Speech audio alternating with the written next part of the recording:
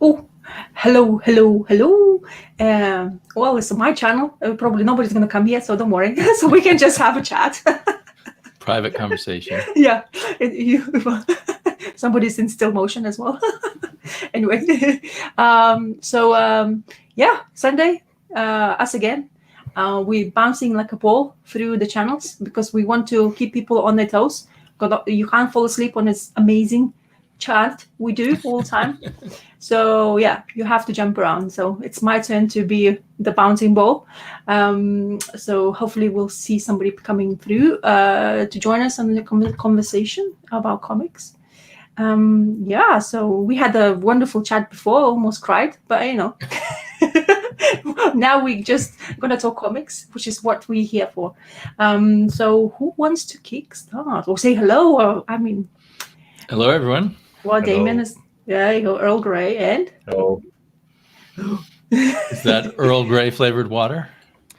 Just water, German water, which is the best water in the world. I have oat milk with a little bit of coffee in it. whoa, I have a lemon and ginger tea because it's bloody cold outside. We're in May and we have this horrible month of rain and miserable to be it part of this year and having such a weather. But hopefully, by the first calendar summer, which is I don't know when, probably at the end of this month anyway, we will see sunshine for again because we've been having torrential rains in here, so it's crazy. Anyway, Ironically, I've been praying for rain because last year we had such terrible forest fires that I want more water before the summer starts. it's funny because in here usually April is the one which gets like a lot of rain coming in through, but this time it decides to be May. But all this other things happening in the world, I guess that's what implements it as well, the changes in the weather as well. But we're not talking about weather, we're talking about comics and Comic Crack. Let's start with you. Why not? You always read a lot, so let's kick start with you.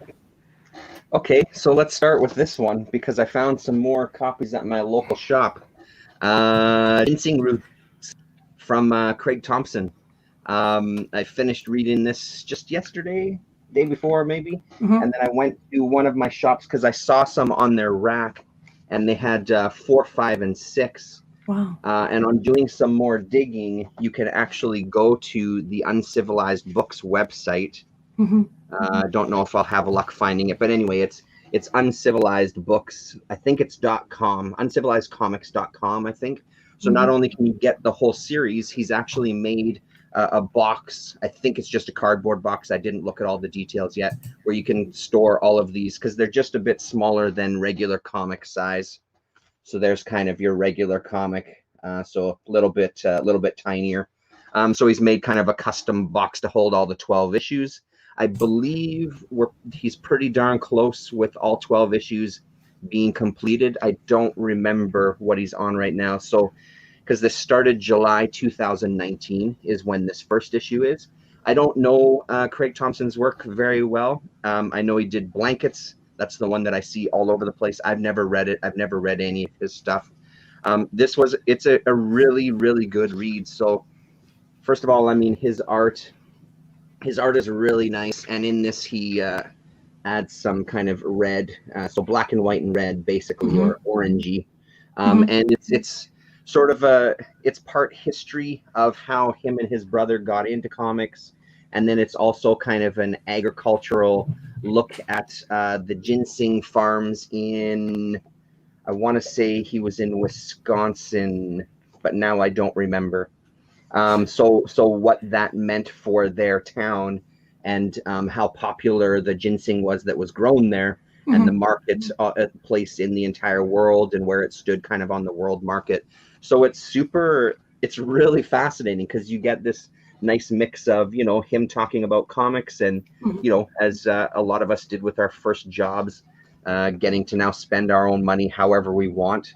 But I love the mix. So in this first issue, it kind of goes all the way to talking about what he wants to do in the future. Let me get to the final pages here.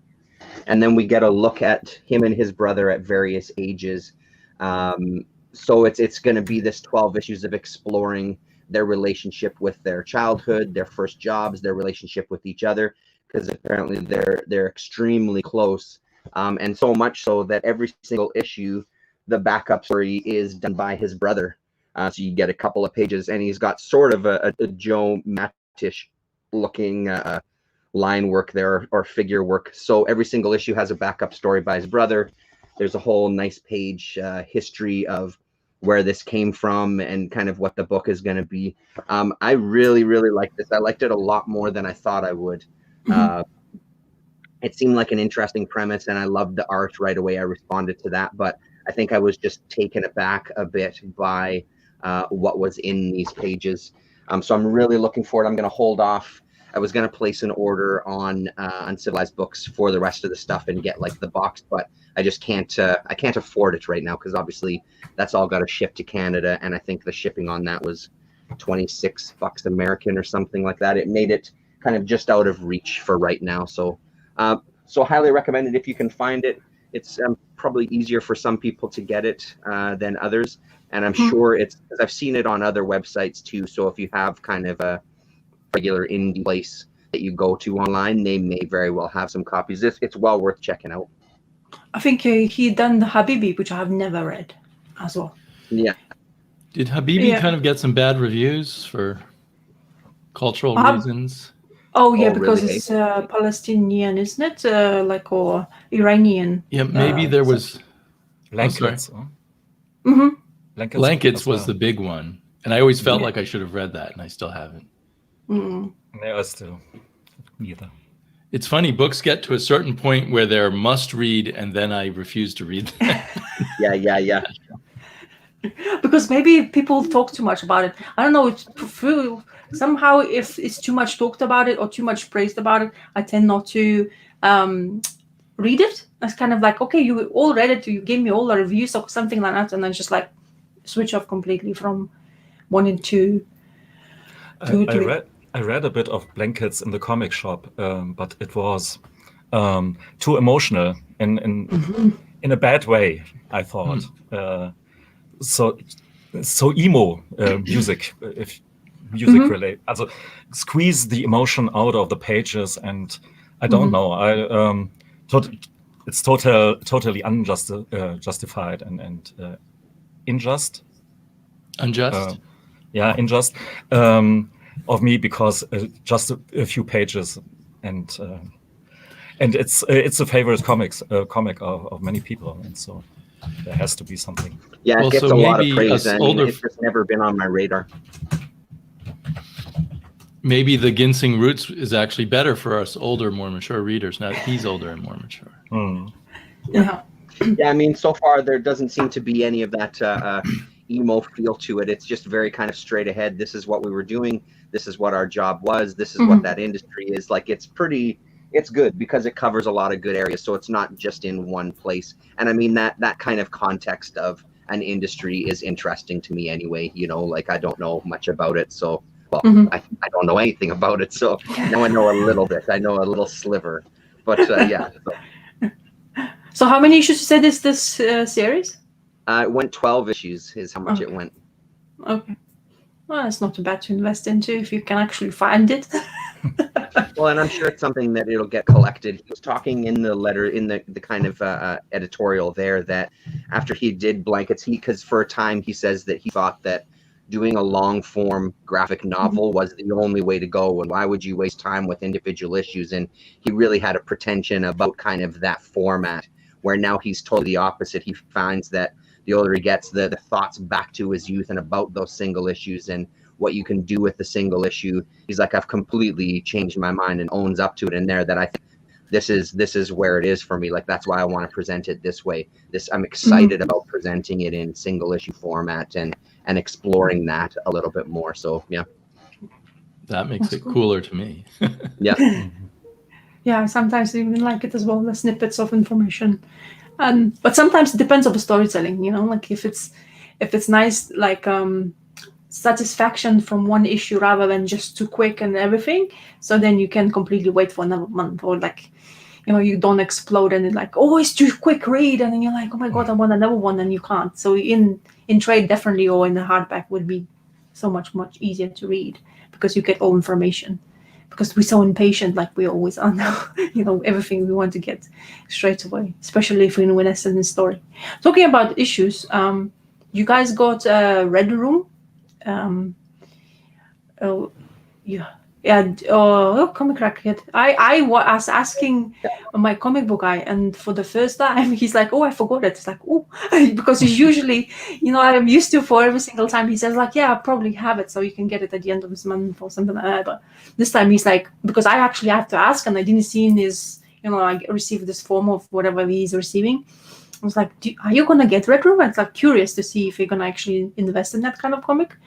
And he did. He wanted. Everybody starts asking him, and he's like, "No, I hope I'm gonna get them." But there's so many, hopefully, coming out. But I saw Terrence. You got it, yeah? An issue. I did, yeah, and it's here somewhere. I haven't read it. I don't know where the heck I put it. I got the Jim Rugg variant because I'm a huge 8-ball fan. And actually, when I pulled out, I won't talk about it yet, but when I pulled out the original 8-ball #1 that I bought off the stand, I sat and read it again. And it was great to revisit. And I haven't read Red Room yet. And I honestly, to be totally honest, I don't actually know that I will. I liked looking through it.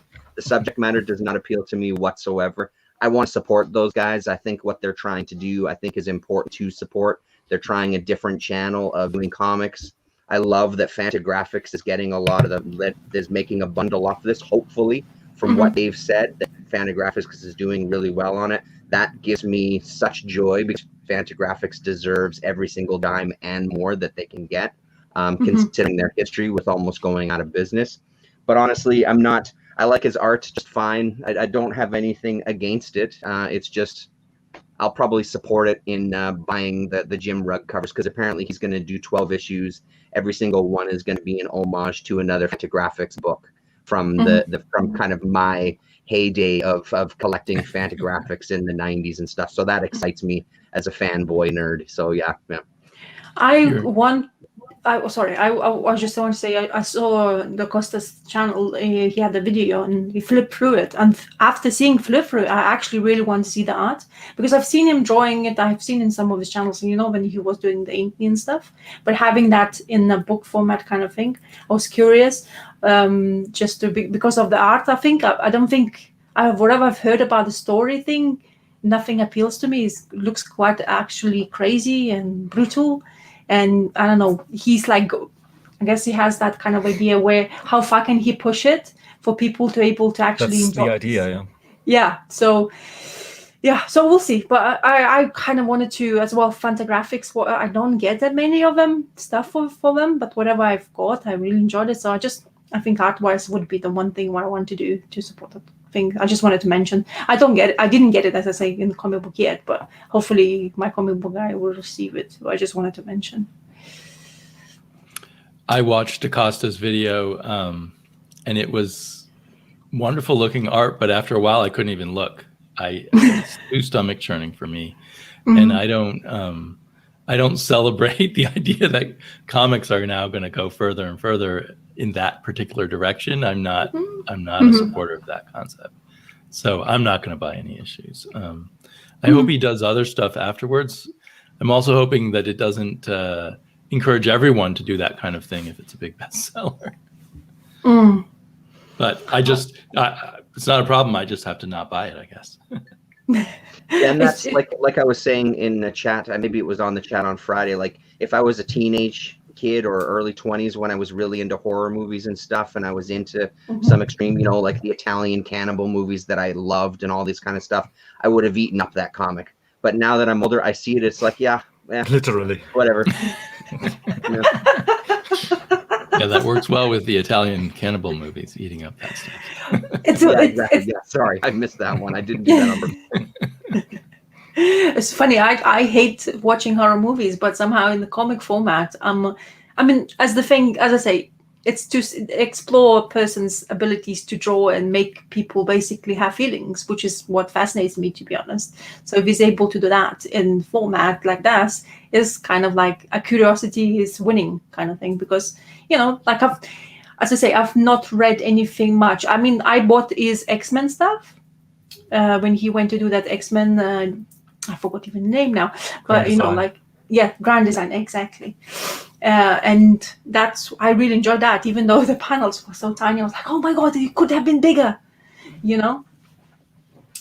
So, but anyway, so yeah, interesting. But I was glad to see that one person like him can bring, hopefully, the money to the publishing house and for himself as well. And he's doing whatever he feels like doing it, which is great. So, which is fantastic. Well, and just further proved that you can get comics out there in different ways. I mean, they've put, they have to be credited, whether you like their channel or not. They have to be given credit that they put an awful lot of work into that and growing themselves as a product. And like they always preach, and like we talk about early on in early days, the parts that I love about their channel early on, especially, is when they talked about life as being someone that's an independent, whatever your job is, basically out there, you have to sell yourself, and really kind of pushing that, like, especially as artists, that part is really difficult for people.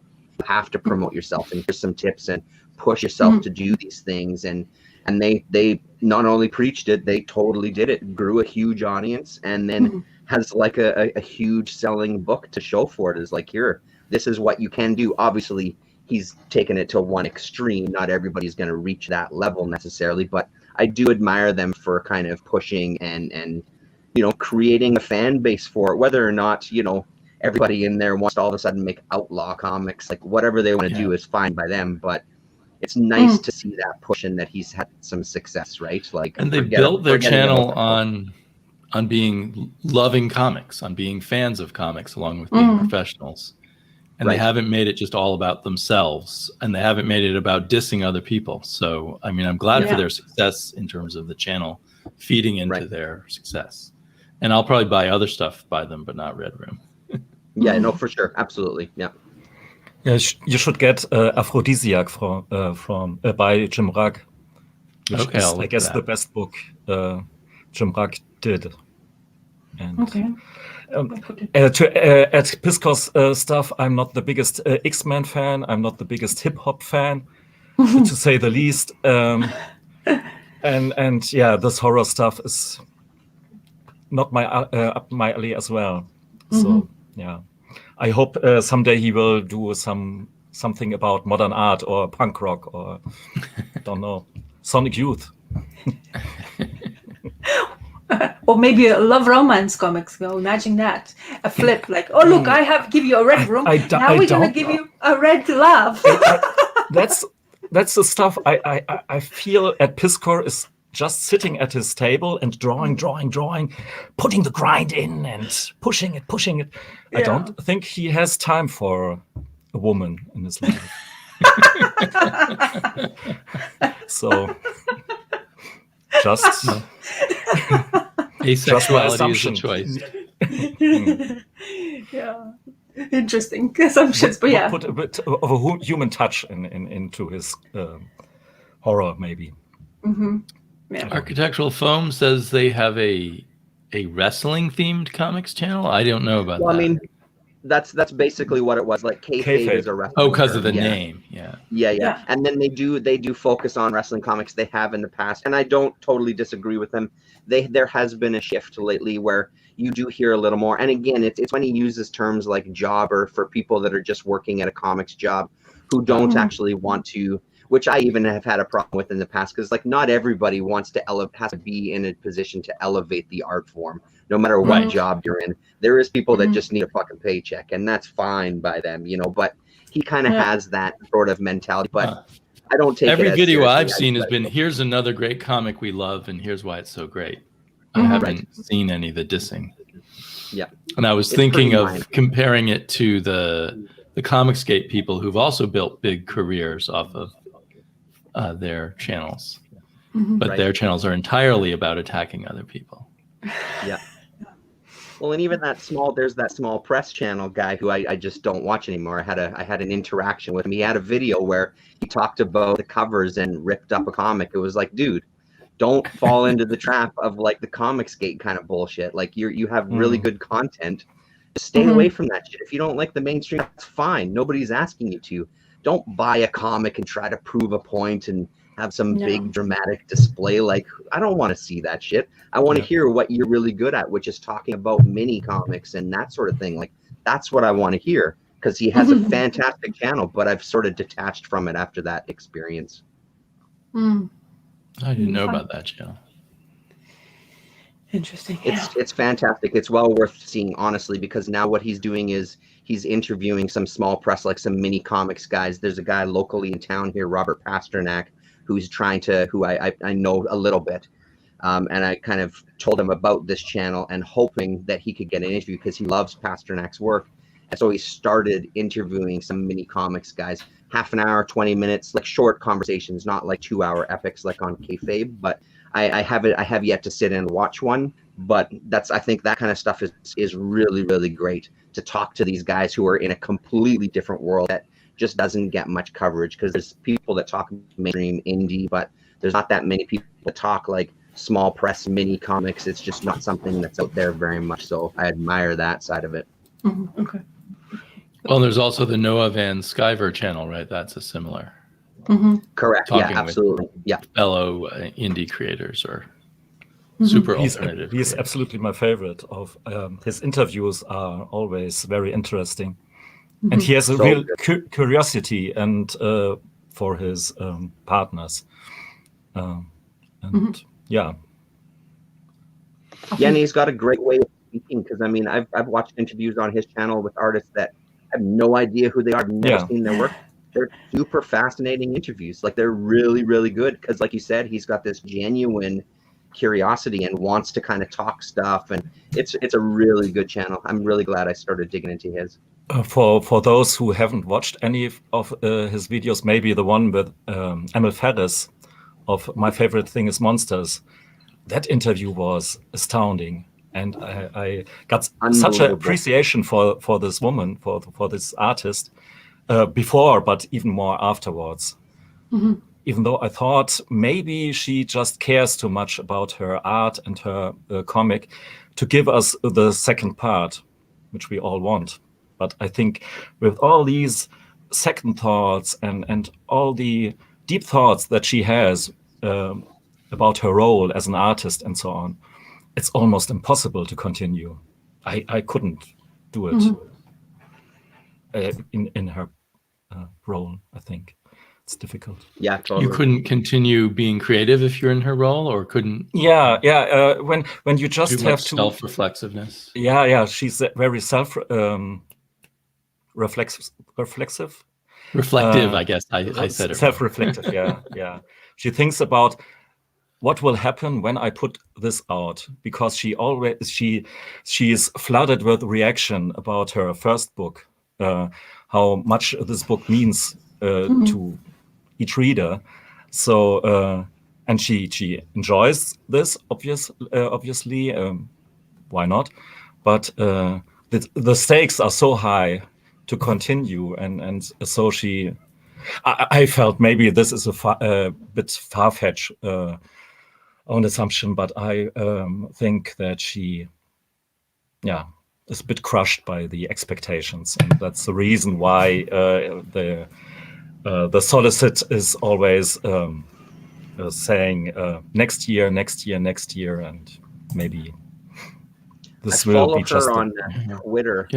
And I follow her on Twitter, and even some of her tweets are similar as well too. There's this definite, she holds herself to a really high standard personally, but then also, like you're saying, I think the expectation is there, and that's got to be, it's like any band's second album. You know what I mean? Like, you spent forever working on that first album. Now you got to deliver a second one.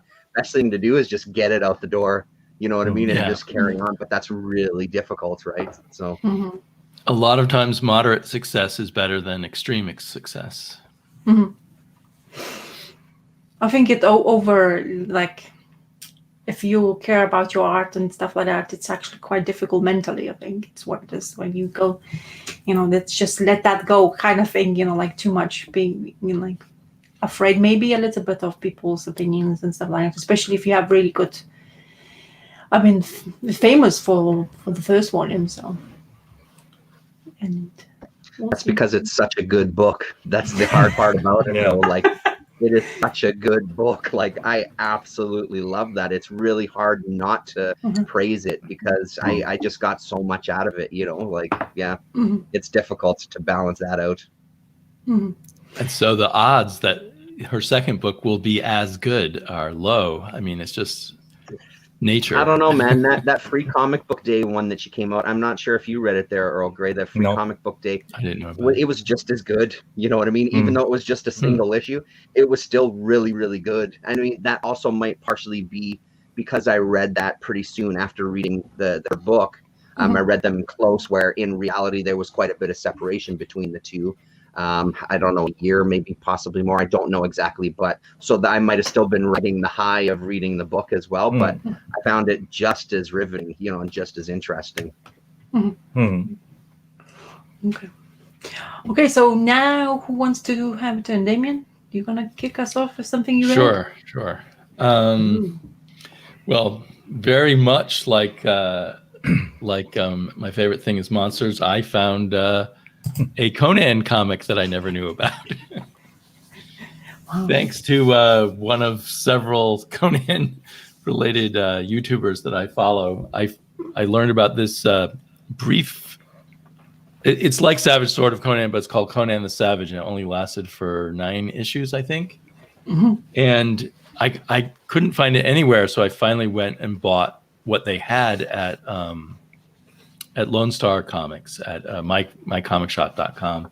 And they just had 2 issues of it. And luckily, one of the issues has one of Terrence's favorite artists, Val Myrick, on the main issue, main story, and on the cover. And Cool. and this issue, this story was written by Mike Barron, who was the guy who wrote Nexus and The Badger, 2 of my more favorite oddball but mainstreamish comics from the indies in the 80s and 90s.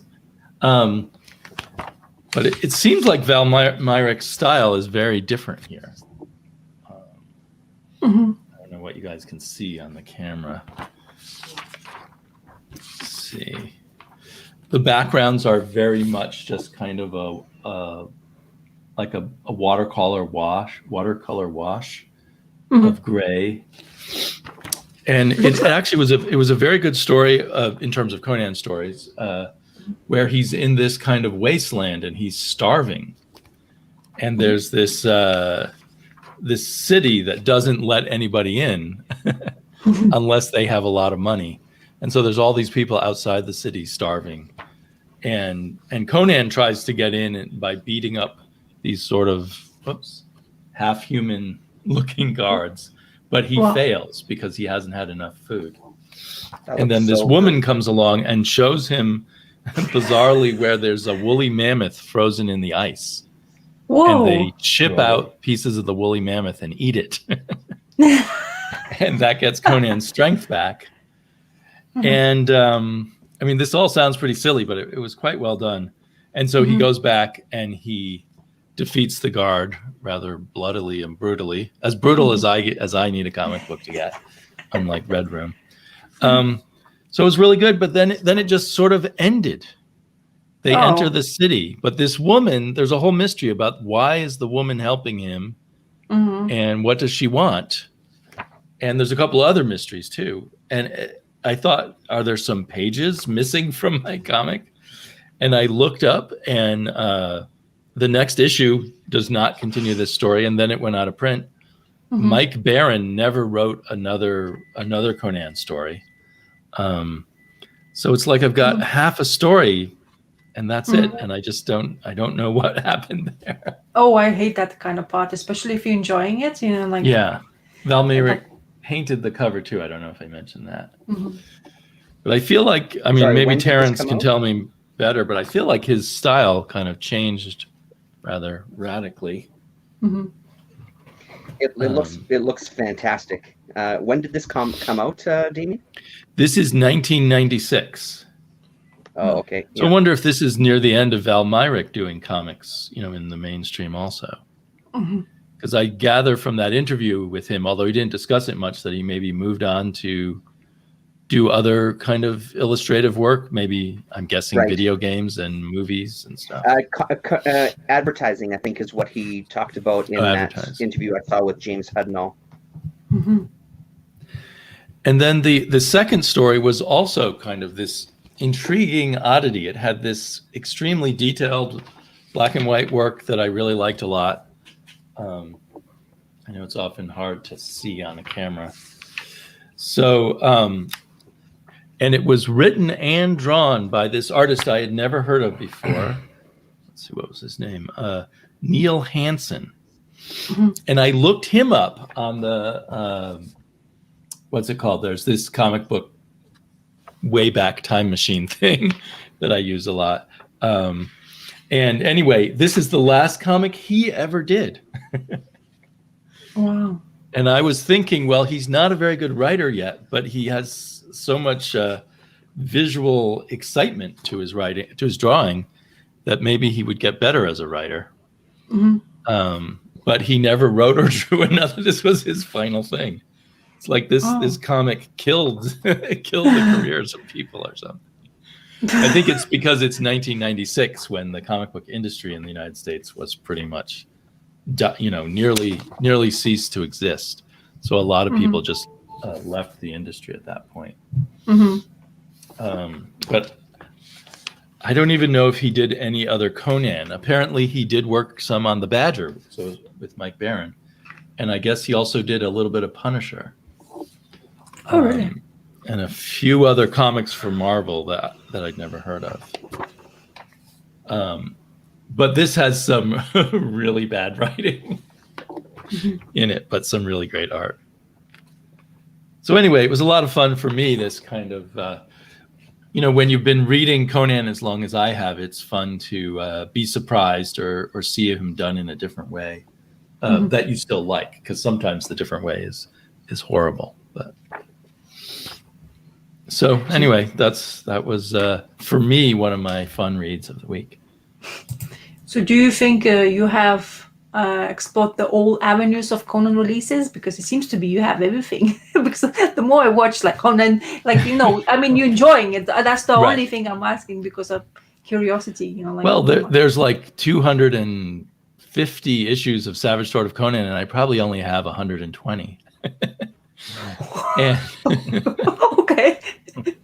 That's quite a lot, I generally have thought that the Savage Sword of Conan started going downhill after about the first 50 issues, but there's a lot to explore there that I'm realizing, well, maybe it might have gotten better at other later periods. And now just because this is kind of hard to get, I want it.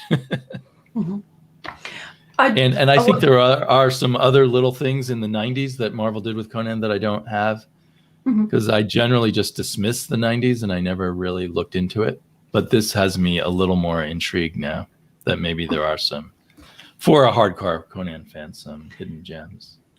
Have you seen a new Marvel thing? I'm not sure if it's true, but I've read some article because I was curious about another character that Conan went into space. Did you read that? No, I haven't. It might have happened in Savage Avengers. Yeah, probably.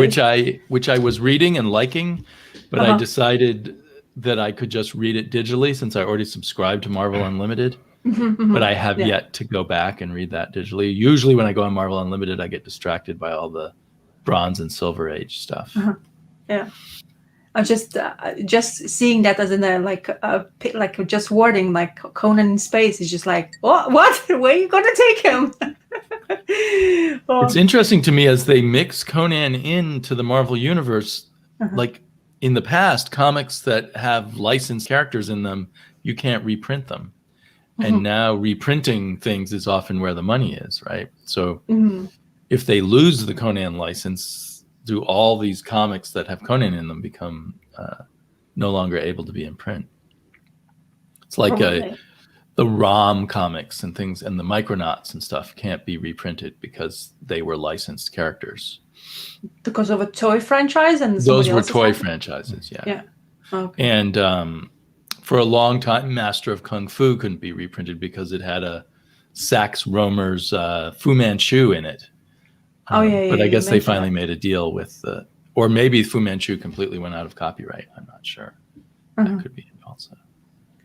Well, it would be a problem, especially if you're investing in the character now in the movies and you don't have the rights for something, to where they Right, can explore. right. Which is what happened many times now. What, like Fantastic Four hasn't been explored because of licensing issues. Now Spider-Man licensing issues. Then we have X-Men licensing issues. But then the $1 billion whatever the company called Disney has finally managed to persuade with the money, I guess, to get those workings and buying over everything else, whatever who is licensed, that works as well, isn't it? Because you can afford it. Well, I'm if they have curious. a Marvel movie with Conan in space, I'll be there.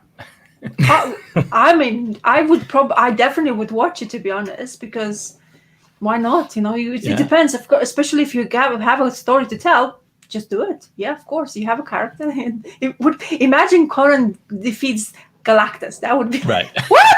How do you do? Huh? Because I'm barbarian, I have a sword, and no matter whoever you are, I can defeat. I think Scott Connor is saying "ew, ew" to that, or maybe it was to something earlier. But Yeah, probably that. Yeah. But anyway, so. And Marvel now owns Aliens, so they could have Conan versus Aliens. Wow! Talk about Now your we're serious talking. comic Now book. we're talking. Actually, the frozen mammoth reminded me of a Karl Barks Donald Duck story. Maybe we could blend this into as well. Did Conan. Uncle Scrooge eat the mammoth? No, not really.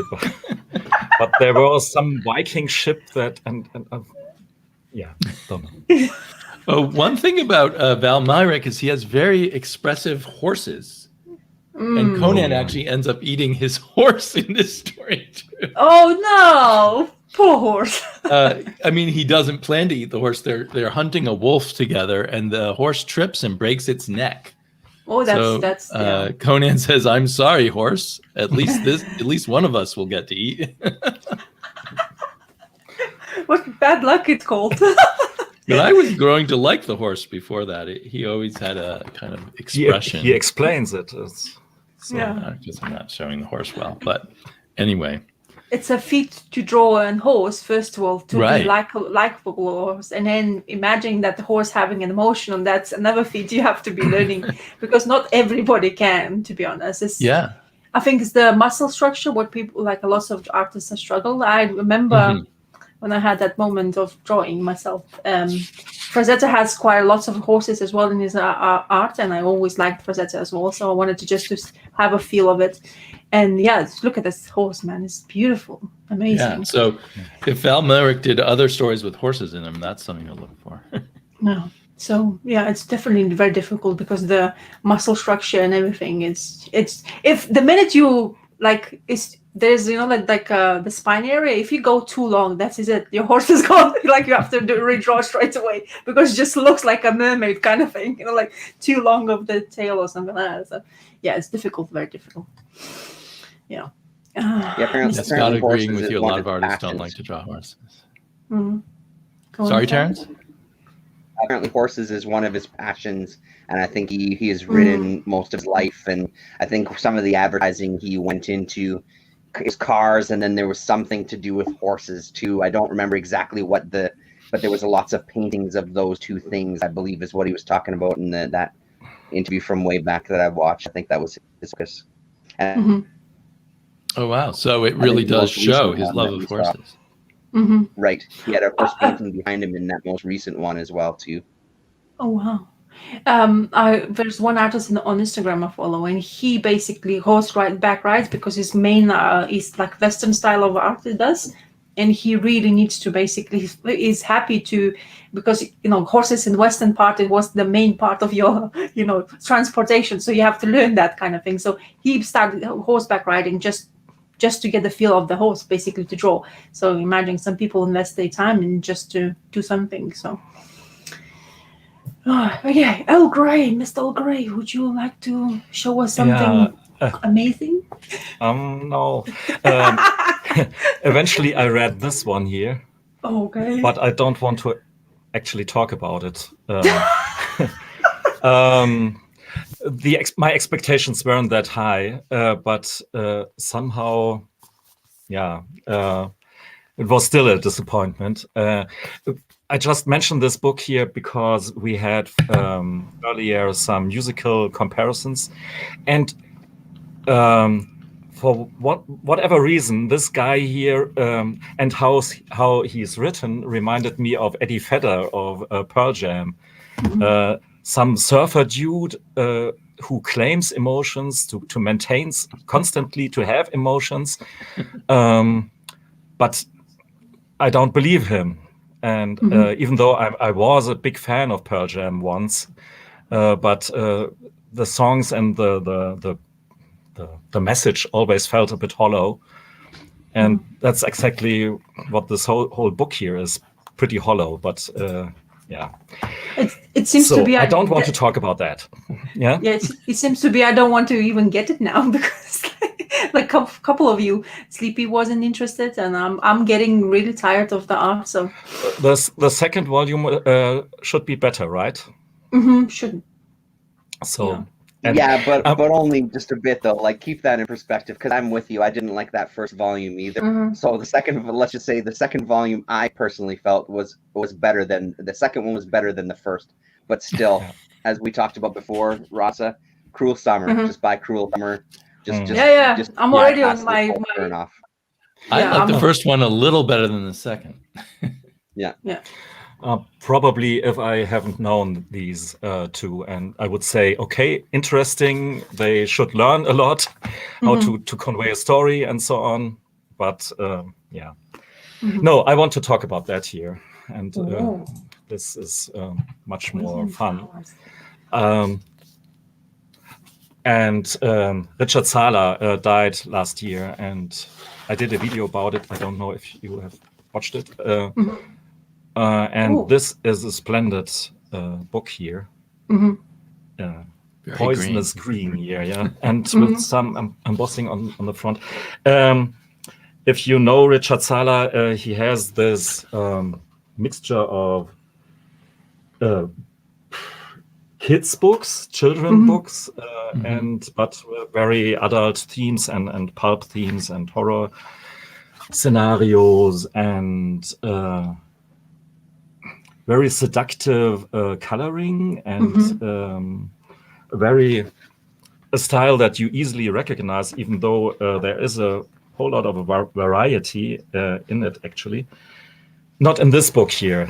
This is just cute ladies fighting evil monsters and using tropes from movies of this. I feel reminded reminded a lot of silent movies of the 20s, especially with this leaning architecture that you can see in many pictures. But it has just this luscious It's really cool artwork. I really love it, and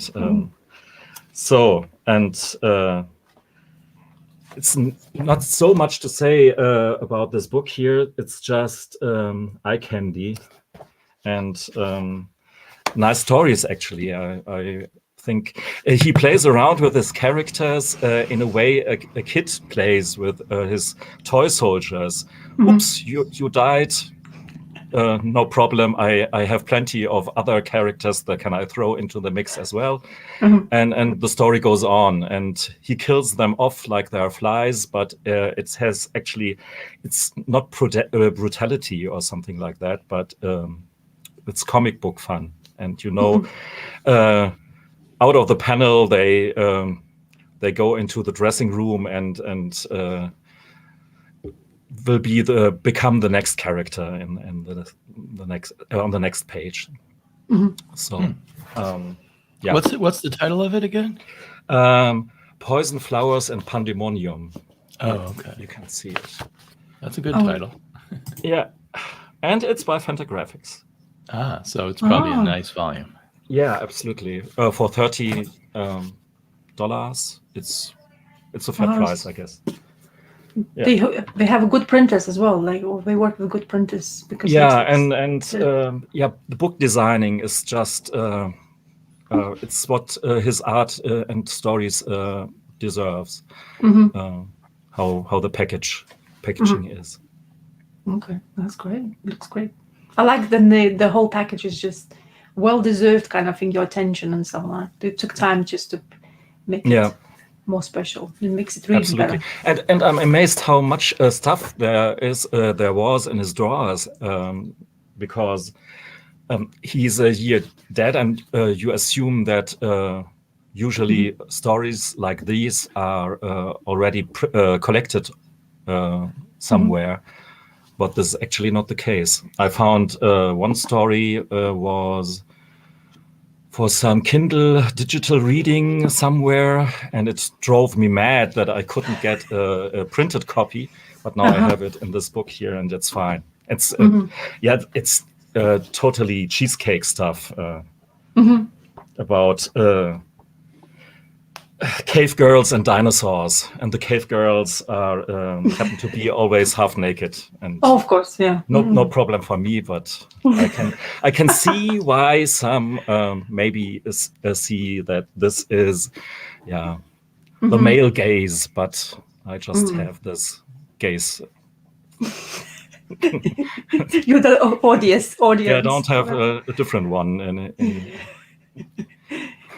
That's great. Anyway, but it's definitely looks good. Definitely.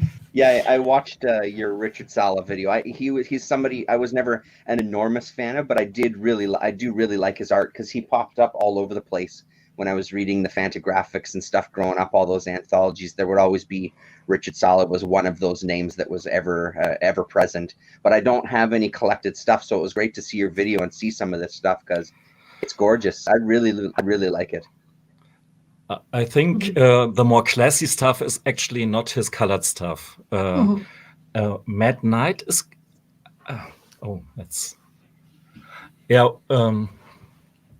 I think it's Mad Night or something like this. And this is totally black and white. And then he just does more hatchings and cross-hatchings and more details. And I think this stuff is more sophisticated, because he has his technique of coloring, and this works perfectly. But yeah, it works, but it's not. I like it, and it's not very complicated or sophisticated. But sometimes you don't need sophistication. Just eye candy or optical honey, like I said. Oh, good one. Optical honey, huh? Okay, so I'll have a chance to talk to guests as well. But anyway, I decided to go into or explore at least one story of this Flinch. Mr. T has sent me, and it's a Vertigo horror anthology, which is, as I say, horror is not my cup of tea, but in comic books, I'm okay with that.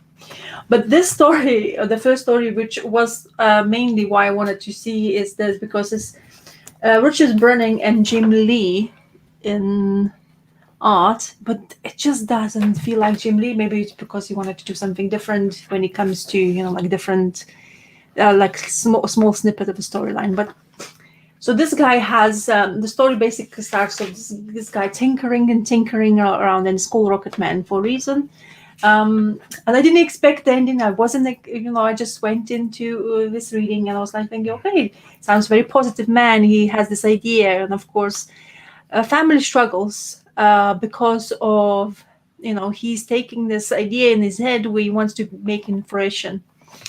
And wife is already tired because she's been waiting. The kids wasn't born, and the kids already looks like 7 years old. So quite a long time to wait. His son is already fed up with his dad about, like this idea, what he wants to make money of.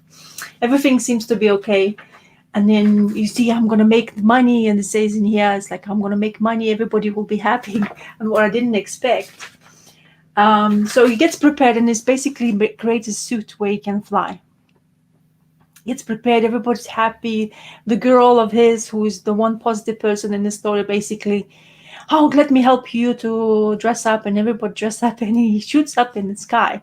And the way it's actually really well organized comic book, is because you don't know what's going on. He just goes into sky. He says, "Oh, nobody can see me. There's lots of smoke going on, so family will see me when the smoke clears out." And you turn the page, and there's the police coming in, and they having conversation. What's happening here? And then you discover in the storyline is that because what he created, because even while he was shooting into the sky, he basically destroyed his whole family because of the, I guess, residue flame, while you shoot up. So, and that, I didn't expect this. And I was like, oh my God, shock. And then it ends of him basically flying, and the coppers were just giving him telling this idiot, he didn't realize, what he's doing, working so hard on one thing, and he's basically killed his whole family, which was absolutely bonkers, but really good. What I'm talking about, what I really liked it is because if I would see those page before that, that story wouldn't work. But it really worked for me because of the page turning thing. So really well thought of the thing. I didn't read much afterwards because I wasn't this week. It wasn't much of the reading, but what I'm looking forward. Next one it will be Frank Whiteley's, which I love Frank Whiteley's art. So definitely will be something I want to read. I was reading this first page. I was intrigued because it's just come up with this neighborhood storyline and drugs gets involved, and it's already get me idea of wanting to continue reading. But with the Jim Lee, it just feels so the color. I don't know if he does it. I didn't see if there's a colorist. Is there? Oh yeah, Ted Echlich. I can't pronounce his name. Colors, but it just doesn't feel like your DC Jim Lee. All this like splashy, beautiful colors kind of thing, and I guess it's just wanted to tell the mood of the story. But I actually thought that this is gonna be a good story. Like I didn't realize because afterwards I read it's like horror anthology. I was like, okay, and I was like, now you know why it's a horror anthology because of the way it felt in the story. So yeah, definitely intriguing. There's lots of I think it's 12 issues. This one I have first 3. And there's Bill Sienkiewicz in here. There's lots of creators. Next I'm feeling FOMO now. Yeah, Bruce Jones is in here writing, and you have Richard Corbin art, which is another thing I want to get. There's going to be that one. Wolf Girl Eats, I guess that's what it's called. So yeah, it's Vertigo. It's great. Of course, Terrence gets me my Vertigo kick as well, and I was like, oh, again, I'm gonna go look for this stuff, which is great. Something new to discover as well. So that's awesome. Yeah. Terrence, do you want to have There a was a word? request for you to read the Quietly story out loud to the audience. Oh wow, really? Are you guys mad? We're gonna stay here for a long time because I'll be like, what?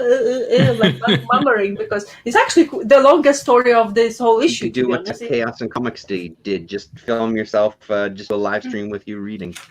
Silently reading. Yeah, I could just watch and you like, what is she up to? Like, I'm reading. I'm just gonna tell you afterwards. Yeah. I actually did a video like that years ago, but it wasn't live. Oh, okay, yeah. There's one thing about Frank Whiteley is his characters are great. All of them different shapes and sizes in this story as well, which is absolutely fantastic, especially if you're able to do so.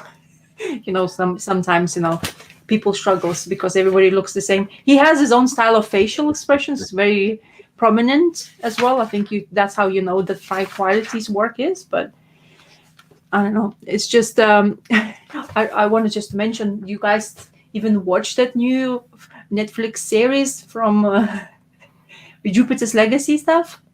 Oh, not yet. And it's Frank Whiteley. It was fantastic in art. I remember reading the first volume and I actually loved it. But I was watching the first episode and I couldn't shake it off what's going on. But everybody looks like they have really bad makeup. So makeup artist was really bad because there's like the main character, he's old guy, he has this beard, and the beard, it basically looks like like a brush attached to his face. It just looks so bad, and everybody's talking about that. But I mean, the story wise, I'm never like judgmental. I want to continue to see further, but this like knowing how Millar is always talking about his amazements and how much they're gonna give him for doing whatever. the moment it doesn't really look great, especially for one of the most famous stories he's written, and the way it Right. looks in the format of TV show. So it will be interesting. He's still very positive though. I've watched somewhere saying like, I'm so happy with this stuff. No, so we'll see. But I don't have time for that yet for the show. Anyway, sorry, Terrence, you can continue. I'll stop talking. One of the things that I did this week is I started to kind of put together my, like the comics that I'm reading, because I'm doing this 500 comics goal, and I put it in Word format. And one of the surprises I'd messaged Damien, I think it was maybe in the thread on Twitter with you and Damien Rasa, where I was just surprised at the amount of DC, because I lumped Vertigo in with DC. I'm starting to break it down, because I'd like to eventually do like what stood out eventually once I hit the 500. Because I guess at this point in my life, I would consider myself out of the big three or the big two or whatever. I thought that I was more kind of Marvel, but like the DC stuff was double the amount of things that I've read versus Marvel. So it was kind of a surprise. But then Damien said, you know, it's the Vertigo stuff that absolutely brings that number up for me. So I don't know, maybe not the most interesting thing, but it just kind of took me by surprise when I sat down and looked at the titles. A bit shocked in that regard. Do you keep it like a pile of what you have read for that year, or? No, I have it just written down. I catalog them away. I know where stuff is, though. It's easy enough to find it again. But yeah, I've just written it down because, you know, this is the level of nerd that I am this year. My son is doing, he's listening to a new album every day of the year is his thing. And we've done a radio show together. We're going to do a few more where he talks about what his favorites were for the past 3 months. So he's doing the music stuff. I'm doing the comic stuff. So get used to have a look at your future there, boy. You're going to be doing the same thing when you're 48, you know, like you'll still be making lists. Anyway, so that was it's kind of fun to do that, honestly. So well, do you remember the numbers? Like how many DC, how many Marvel? Off the top of my head, I don't remember, but it was in the mid 40s for DC, and it was kind of 20-ish for Marvel. Yeah, mid 40s to almost 50. I want to say like 45 to 48, somewhere around there for DC. Because I haven't heard you mention Marvel in a long time. Yeah. No, it's true. Yeah, it's very true. I remember at one point I thought you were basically a Marvel guy, but that was obviously a misunderstanding. Well, and that's also what I thought. I'm like, I guess I'm a Marvel guy now. When did that happen? Because I mean, growing up, I was definitely a DC guy. But I just, and again, like out of the DC stuff, 75% of that is like Vertigo and things in the past year. So I've gotten a lot of Vertigo miniseries and I've read a lot of that. So it's not necessarily modern stuff.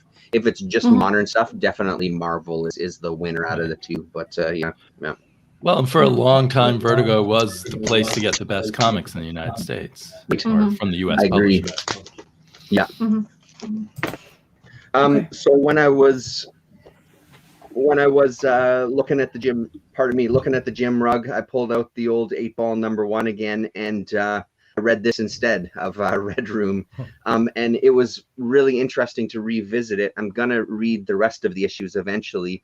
I'd like this book, this one book, I would say for me personally, had a huge effect on my reading at the time I discovered it. So this is, we're talking 1989 is when issue #1 came out, August of 89. You know, at that point, what am I? Born in 73, so 16 years old. At that point, you know, I was getting into things as my son is right now, which is also the thing. He's 15, and he's really getting into, you know, we watched some David Lynch together, that sort of thing.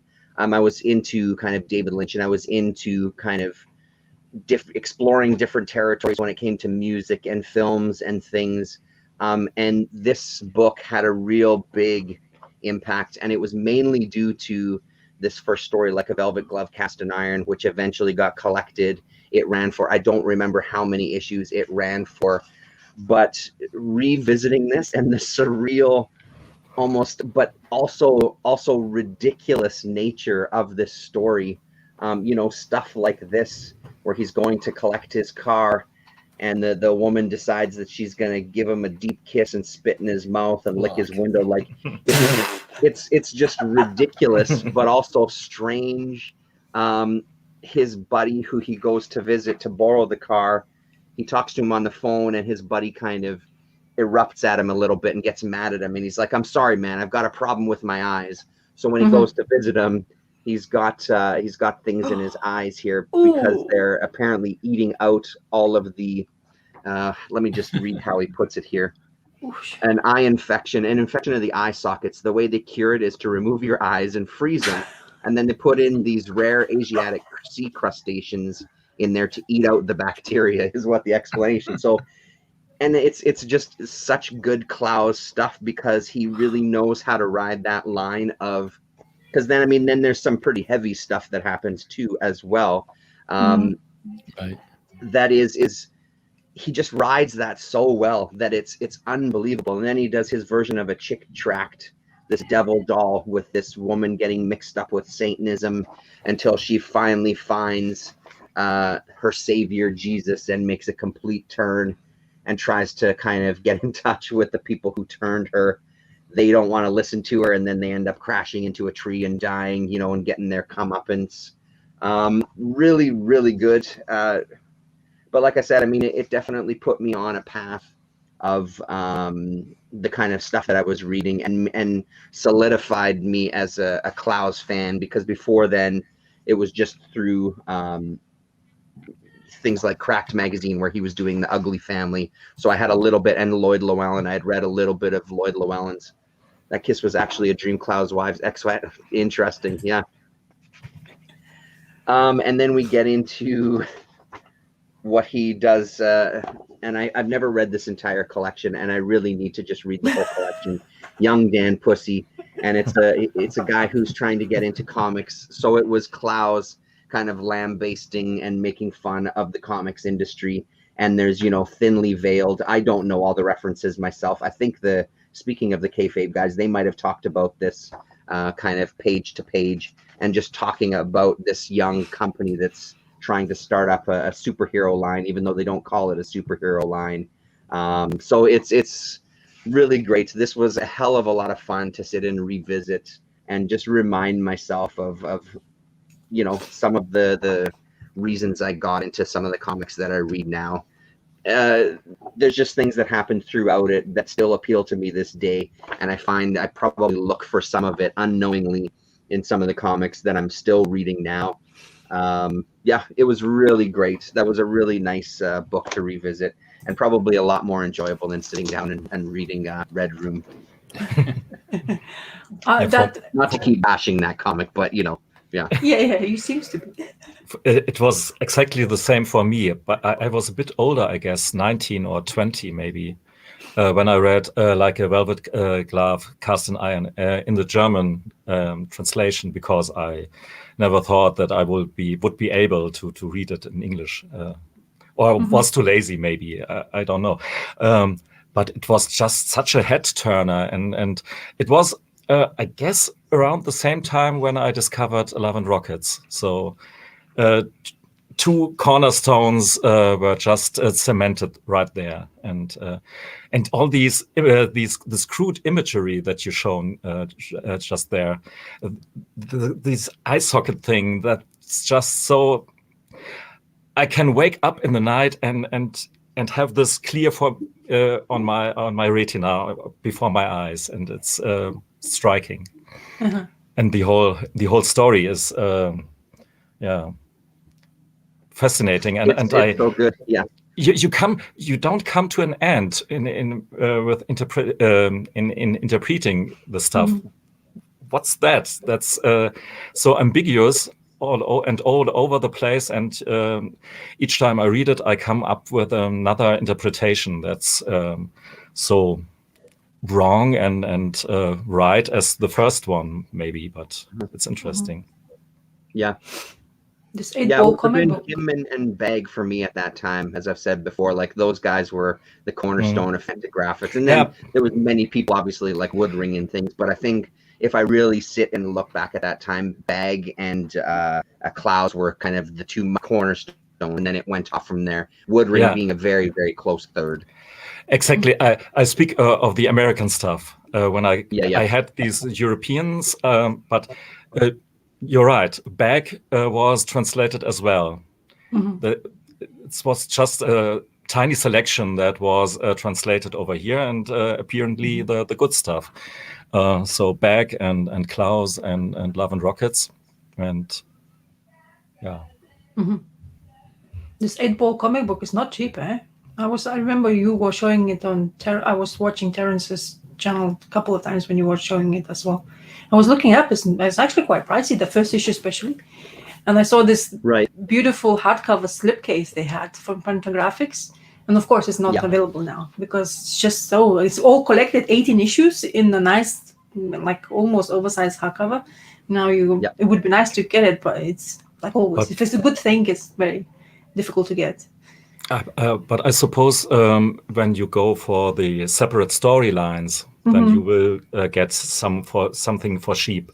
I know the German translation, you get this for $5 or so, which is a shame, but not enough people know about this. So somebody sells it, you have to sell it for €5 or so. I don't know exactly, but same thing. The good thing about it is a lot of the stories that appeared in there are in their own collections. Like Ghost World was in there. Velvet Glove has its own collection. And Dan Pussy has its own collection. There's a bunch of stuff that ran in 8-ball that you can find in cheap paper graphic novels, format. Yeah, I have Ghost World. I read it and I loved it. I think more than I was surprised. I was surprised. I didn't think I would like it as much as I did. Basically, what I'm trying to say. Caricature is pretty good as well, and there's some kind of anthology about. Yeah, but caricature I would recommend because it's a thin book and it would be not so expensive as well. Okay. For those who want just to get a taste of it. What do you guys think about Patience? Because I've not seen people talking much about Patience. Loved it. I personally loved it. I thought it was great. It was my kind of return to Klaus. Again, it was another 4-Color Apocalypse Ryan that said, you got to check this out because he read it. And at that point, I hadn't read any Klaus for quite a long time. And I picked it up. And honestly, it's on the bookshelf in a very prominent spot. And I pull it off the bookshelf and flip through it every once in a while. Maybe after I'm done 8-ball, maybe that's another one to reread because I loved it at the time. Great book, yeah. Cool. Okay, good to know. Maybe something I'll explore as well. Because it's a lots of them. Like Ghost World was something I just found it. It was cheap and I picked it up and I read it. Then I watched the movie. But I like comic more. I don't know. It's just maybe me. Sometimes it's really, for me, difficult to see it translated from comic books into media, But anyway, so Damien, what do you have for us? Let me get my other camera set up. Oh, fancy! Let's do fancy now. I can't remember where I discovered it, but there's this Kafka book, which is now just called Kafka, and it's by Robert Crumb and David Zane Marwitz. But it turns out it was originally one of those Kafka for beginners books, which is a little, I don't know, somehow embarrassing. But let's see. But it's been reprinted under different titles. Like later it was called Robert Crumb's Kafka. Now it's just called Kafka. And it's now printed by Fantagraphics, but it went through several publishers. But Fantagraphics has published at least 7 printings of it. And so, these back in the 90s, these 4 beginners books were very popular, and each one was kind of illustrated and a little bit comic booky. I'm just shocked that they were able to get Robert Crumb on it. I wonder if this author knew Robert Crumb because he also lives in France, is also an American living in France. But it's an odd book, and I wonder if they changed it from the For Beginners because there's no introduction. They just dive in. They don't explain who Franz Kafka is first. I mean, obviously I know who Franz Kafka is, and most people do, but still you kind of expect some kind of background. But the very first sentence is, throughout most of his life, Franz Kafka imagined his own extinction by dozens of carefully elaborated methods. And so I just found, I was riveted by this, and I basically read it in 2 sittings. And the second sitting is when I read most of the book. But so the person who does the text, who does the writing, has a very definite point of view about Kafka that he's pushing. It's not just a raw introduction to Kafka and his work. It's more about the concept that Kafka's work came out of the ghetto life of Prague. It is Prague, right? Czechoslovakia. That had been going on for hundreds of years, that he's kind of a result of that pressure cooker of a ghetto that had been going for so long, and that actually kind of was dissolved during his lifetime to an extent, because of First World War and then destroyed by Second World War. And Crumb's artwork almost feels to me like, especially when it's not the comic booky part, a lot of it feels like it just might have been drawings by someone who was friends with Kafka at the time, you know, and drawing what life was like. Of course, I don't know how accurate it is, but I just found it fascinating. And what they do is they give you a lot about the background of life in the ghetto and the politics, a brief overview of the politics of Prague at the time, which had the complication of the Czech nationalists versus the German culture that had taken over, and then the Yiddish Jewish culture, which then had some people who were trying to assimilate, which was what Kafka's family was like, and the kind of self-loathing that went along with assimilation. So that's his context. He's kind of arguing and knocking down other people's ways of looking at Kafka in a way, which is interesting.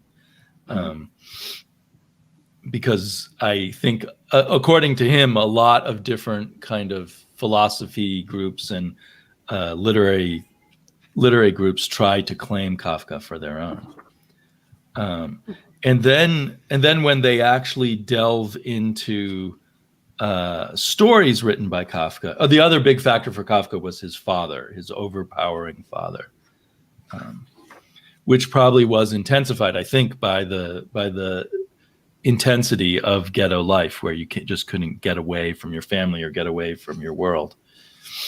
But so then they actually draw out and do as comic books scenes from his stories.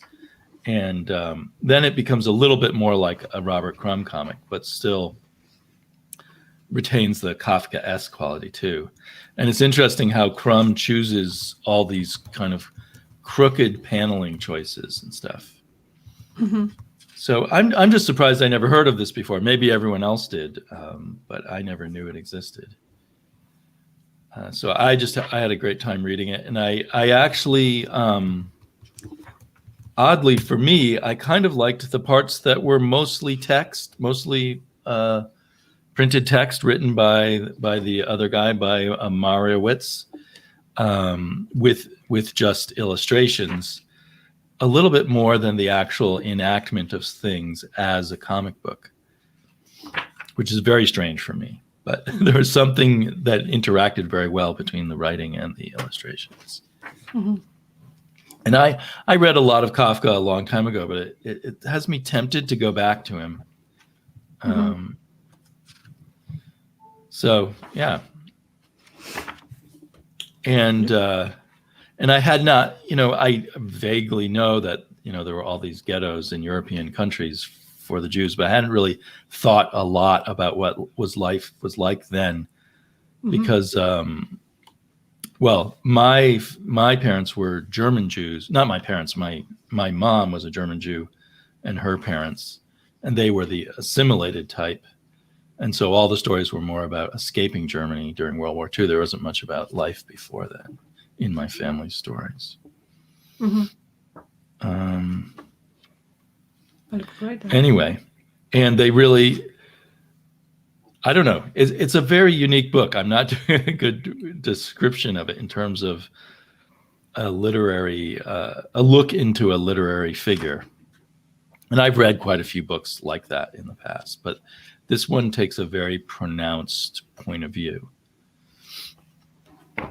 So I recommend it to anyone who likes Crumb or Kafka, or just likes the idea of books for adults that are illustrated. I wish there were a lot more picture books for me. It would be so much easier to read, isn't it? Yeah. More compelling. Yeah, true. It gives you, yeah. Definitely. Cool. Great. Sadly, there doesn't seem to be a hardcover of it, because I would like that. For Fantagraphic, it would be nice to have in hardcover.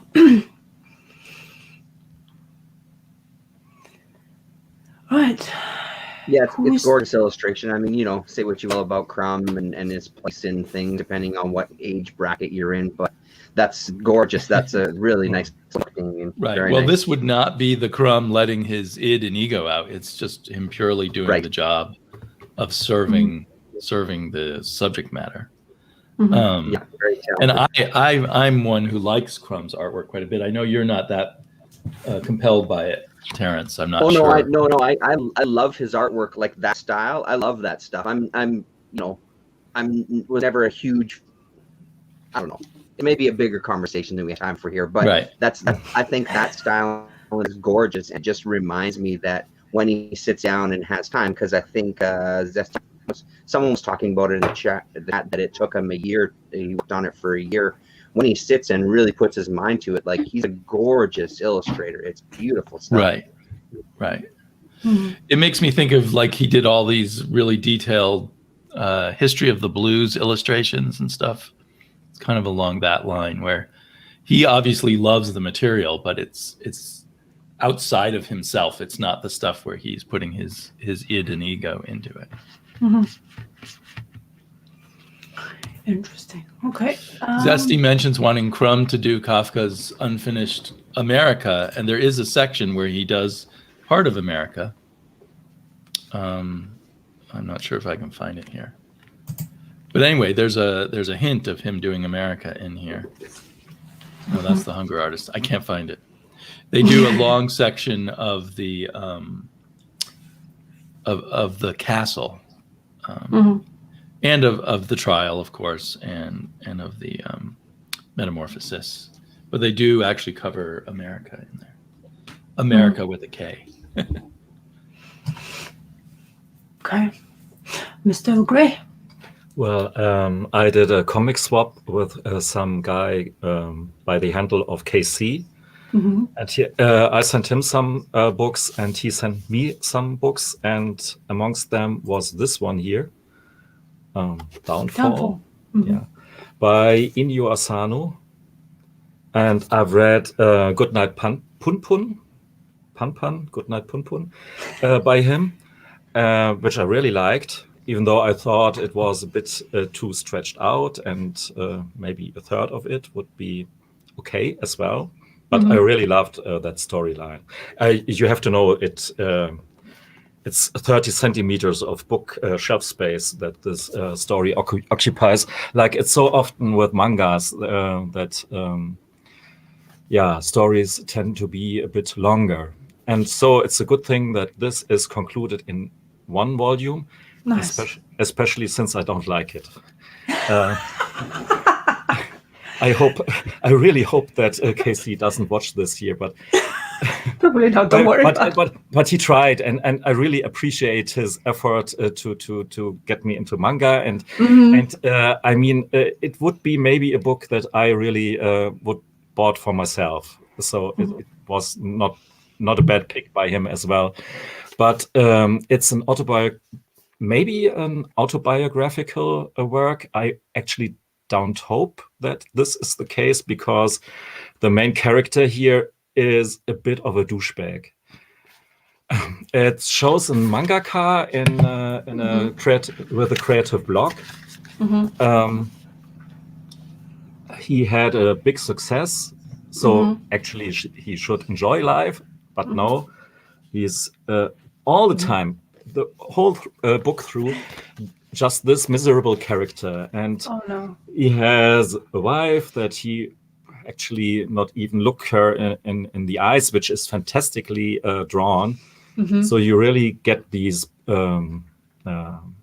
point of perspectives, views, and so you really see that these two are talking not with each other, but aside from each other. They are just living with each other, and he and his wife, they have different problems. He is a mangaka, she is an editor, and so not much hope for their future together, especially since our douchebag mangaka goes into a brothel, and we see all his shenanigans with the prostitutes and so on. And it's for a manga, it's very realistic, realistically drawn, which I really like. And I mean, the angle to tell a story, an autobiographical story, is pretty interesting, especially when things are not so bright and shiny, can make up for a good story. But there's not really a development here overall. And I read real true word by word, but nothing really happens. He is in this situation. He has this creative block. Nothing changes, and yeah. So, and in the end, you really have this feeling of self-hatred that he just can't stand himself anymore. And so to get my review here full circle, I hope that Inyo Asano really has not so much to do or in common with our main character here, even though I looked it up. He looks a bit similar, so maybe it's an auto-portrait. Well, that self-hatred fits in with Kafka then. Yeah, maybe, yeah. And even with Crumb. And Crumb. Yeah. And so on, yeah. Yeah. Maybe it's a part of being an artist that you have to cut off your ear or something like that at one point in your life. You spend too much time alone, maybe, and stewing in your own brain. That's very bad. Is that multiple volumes, were you saying? Or is that a one? No. Yeah, this is one story just, and maybe it's just me. I'm hating a lot of mangas that everyone celebrates. So I hate manga too. I keep trying. I keep trying to like manga, and I haven't hit the right. Yeah, one. there's this guy who the guy who drew Berserk. Yeah, Kaoru He just died. Yeah, who just died. He just died. But actually, I keep my volume. I keep my volume 1, and the volumes after that, they are on my eBay stack. All I read was volume 1, and I was like, I would read more of this if it were free. That was my response to it. I'm not paying to read anymore. I actually, if you don't want, I mentioned probably before, but I wanted to read more, but I watched this YouTube that has it. There's the animation, and there's lots of the information of the Berserk, and it's actually really well done. And there is they remastered it as well as on all in that stage. I think the artwork is fantastic, but it's so over the top, exaggerated that it doesn't reach me anymore. So, and it's constantly something on top of the other. But I'm always challenged by my pupils because I don't make a secret out of it that I like comics. So and especially in my art when I teach art. So then I sometimes try to make some kind of comic relation, and they always come up with Naruto or all the stuff. I know this, but it's so stereotypical, I think, and so I don't know. I will stop ranting against manga because it's a whole culture, and I don't understand it. This old guy just doesn't understand manga. That's I like Dorohedoro, and maybe there will be some stuff out there as well. Yeah, I honestly, after I heard about people talking about Berserk all the time, and I was like, okay, YouTube is great. platform to find out whatever people talking about and that stuff. And then I found that animation, which I have done quite a lot. And I understand maybe it's a little bit overblown in proportions, but the value of the person who is main character, which I'm now blanking the name of, I'm sorry for that, but he's life. Guts. Yeah, his life through it and whatever he's go through and how it basically, I don't know if it's the end of that animation, how much the story goes forward, but how they end to the point of him, whatever happens in the story, like that blew my mind because of the animation, of course, helped because of the bombarding explosions of those creatures, which is, I didn't expect because they started with medieval motions, like him having the sword and stuff like that. But I was fascinated. Honestly, I couldn't stop it. It was like 2 or even 3 hours, and I just, there's lots of story going on and there's lots of information bombarded towards you, but the way they continued, I was just like, I couldn't look away. And that's my into the manga thing. For example, if I can't read, I tend to animate type, like what they say, to watch into, because it's much more, for me kind of thing to digest that kind of stuff. So yeah, I highly recommend if you can find it. Honestly, if you have some time, just go through it, and it's really kind of interesting of the way they go into that story. I had an overdose of really bad anime as a kid. I don't know if you know Heidi. Yes, or I do know Vicky the Viking, which is actually a bit better. Or what's the third one? The Bee Maya. Oh yeah, my favorite. Come on, man. I love that. But all these it terrifies me. These huge eyes with the tears. I loved it as a kid, but as I said I'm totally overdosed for life with this kind of stuff. So maybe that's psychologically. I think that's a big thing with it too, right? Like, so my kind of first exposure to anime was probably like, I don't know, 2000-ish, somewhere around there. We lived in Ontario, and I at the university that my wife was going to at the time, they had this anime club, and I just wanted to try it out, see what they were watching.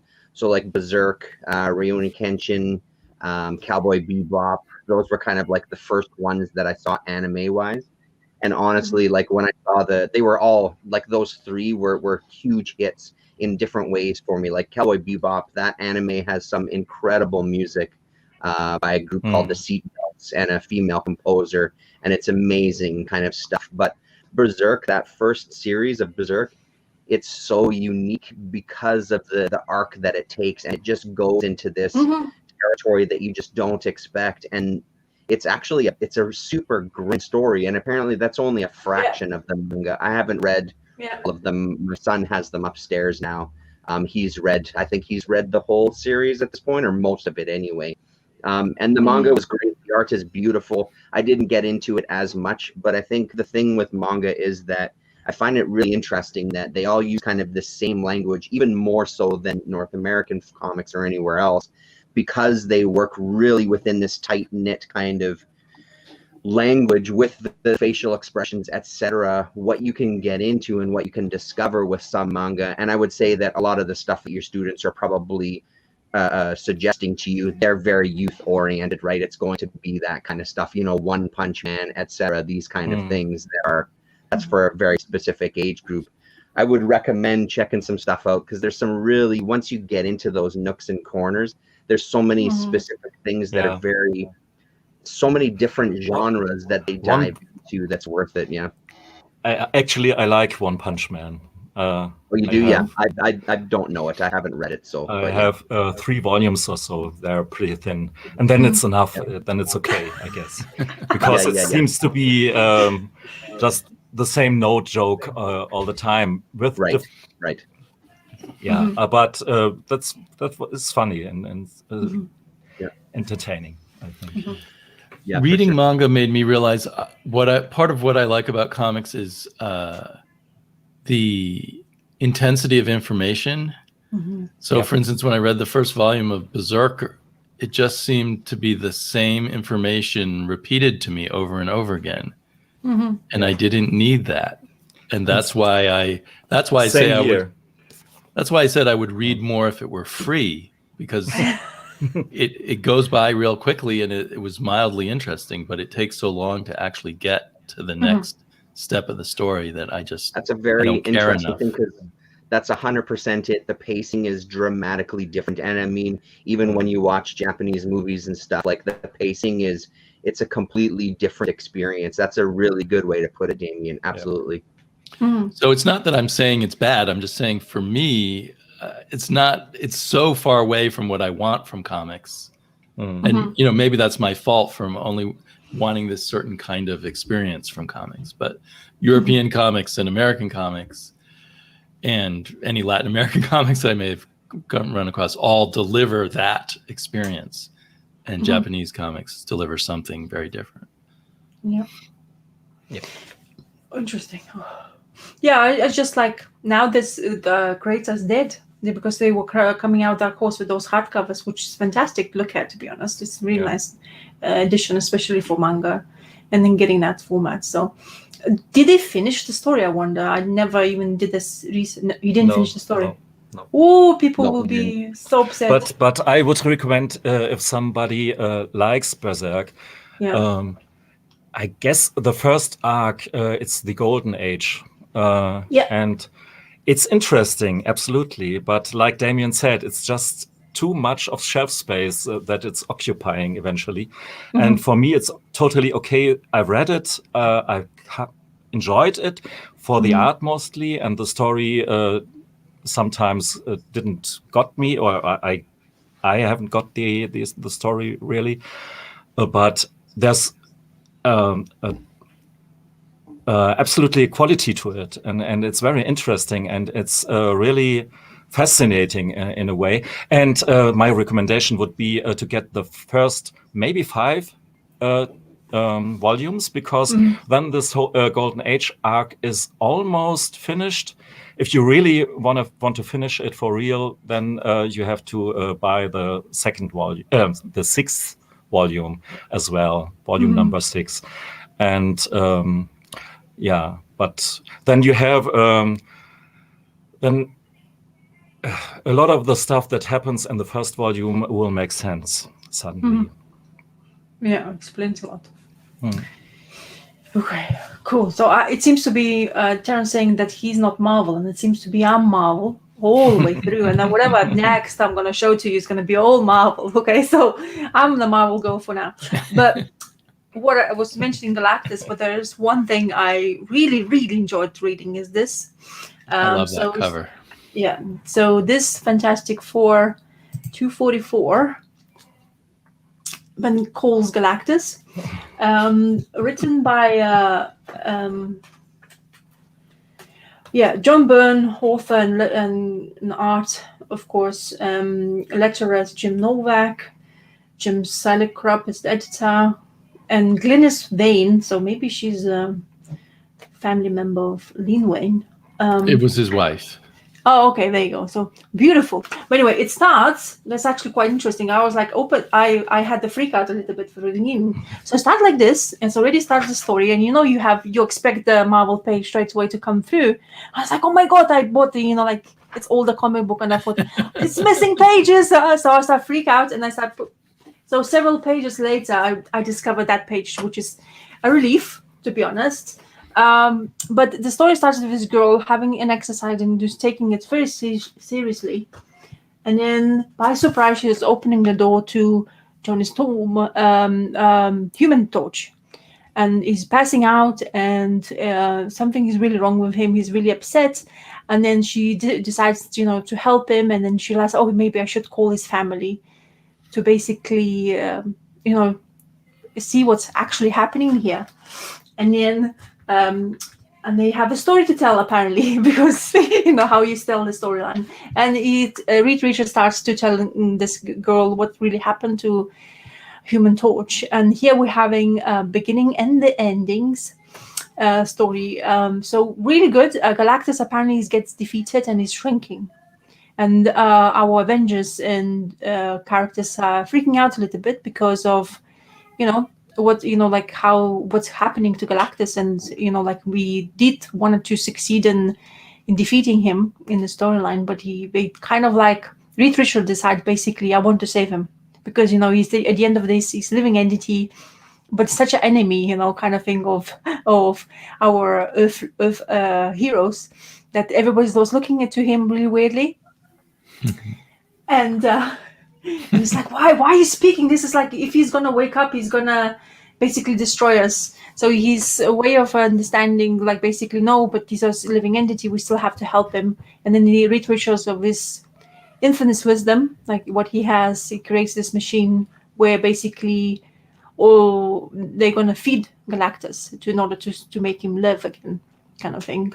And then everybody's helping him. Iron Man really gets pissed off because it becomes like an errand boy to basically get some stuff for Reed Richards, and they create this machine and wake our Galactus, and Galactus is like, wakes up and is like, why the hell? Why did you do this? It's like stupid. So you shouldn't have done it. And then Reed Richards said, like, we couldn't do it because at the end of the day, if someone needs help, we will be helping you guys. And yeah, the story is really good. We basically end up having this Frankie girl who, because the Galactus wasn't still basically sufficient enough to be leaving them, kind of thing, and he still needed to feed. So Reed Richards was looking for a planet.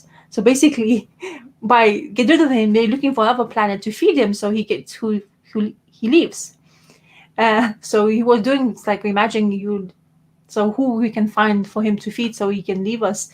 And this Frankie girl comes in, and I didn't know there was 2 Human Torches in that era. I haven't read any other issues. I just randomly picked this up because I felt like reading something. And of course, when I saw Galactus, I really wanted to read something because I do enjoy him. With Fantastic Four involvement with that stuff. So, and anyway, so Frankie girl, who has Human Torch's power as well, she comes in and has an idea. I know how the Silver Surfer had a deal with you, and how he saved his planet by offering himself to your services, making him the Herald of Galactus. So she basically offered the same thing. And Human Torch starts panicking. It's like, what are you doing? Do you realize what you're leaving behind? And it seems to be, she's really clear of what she wants. And it seems to be, it didn't mention at the beginning in this couple of pages, but that's his girlfriend as well. So Human Torch is really baffled because it's like, oh my God, another girlfriend is going to leave me, basically.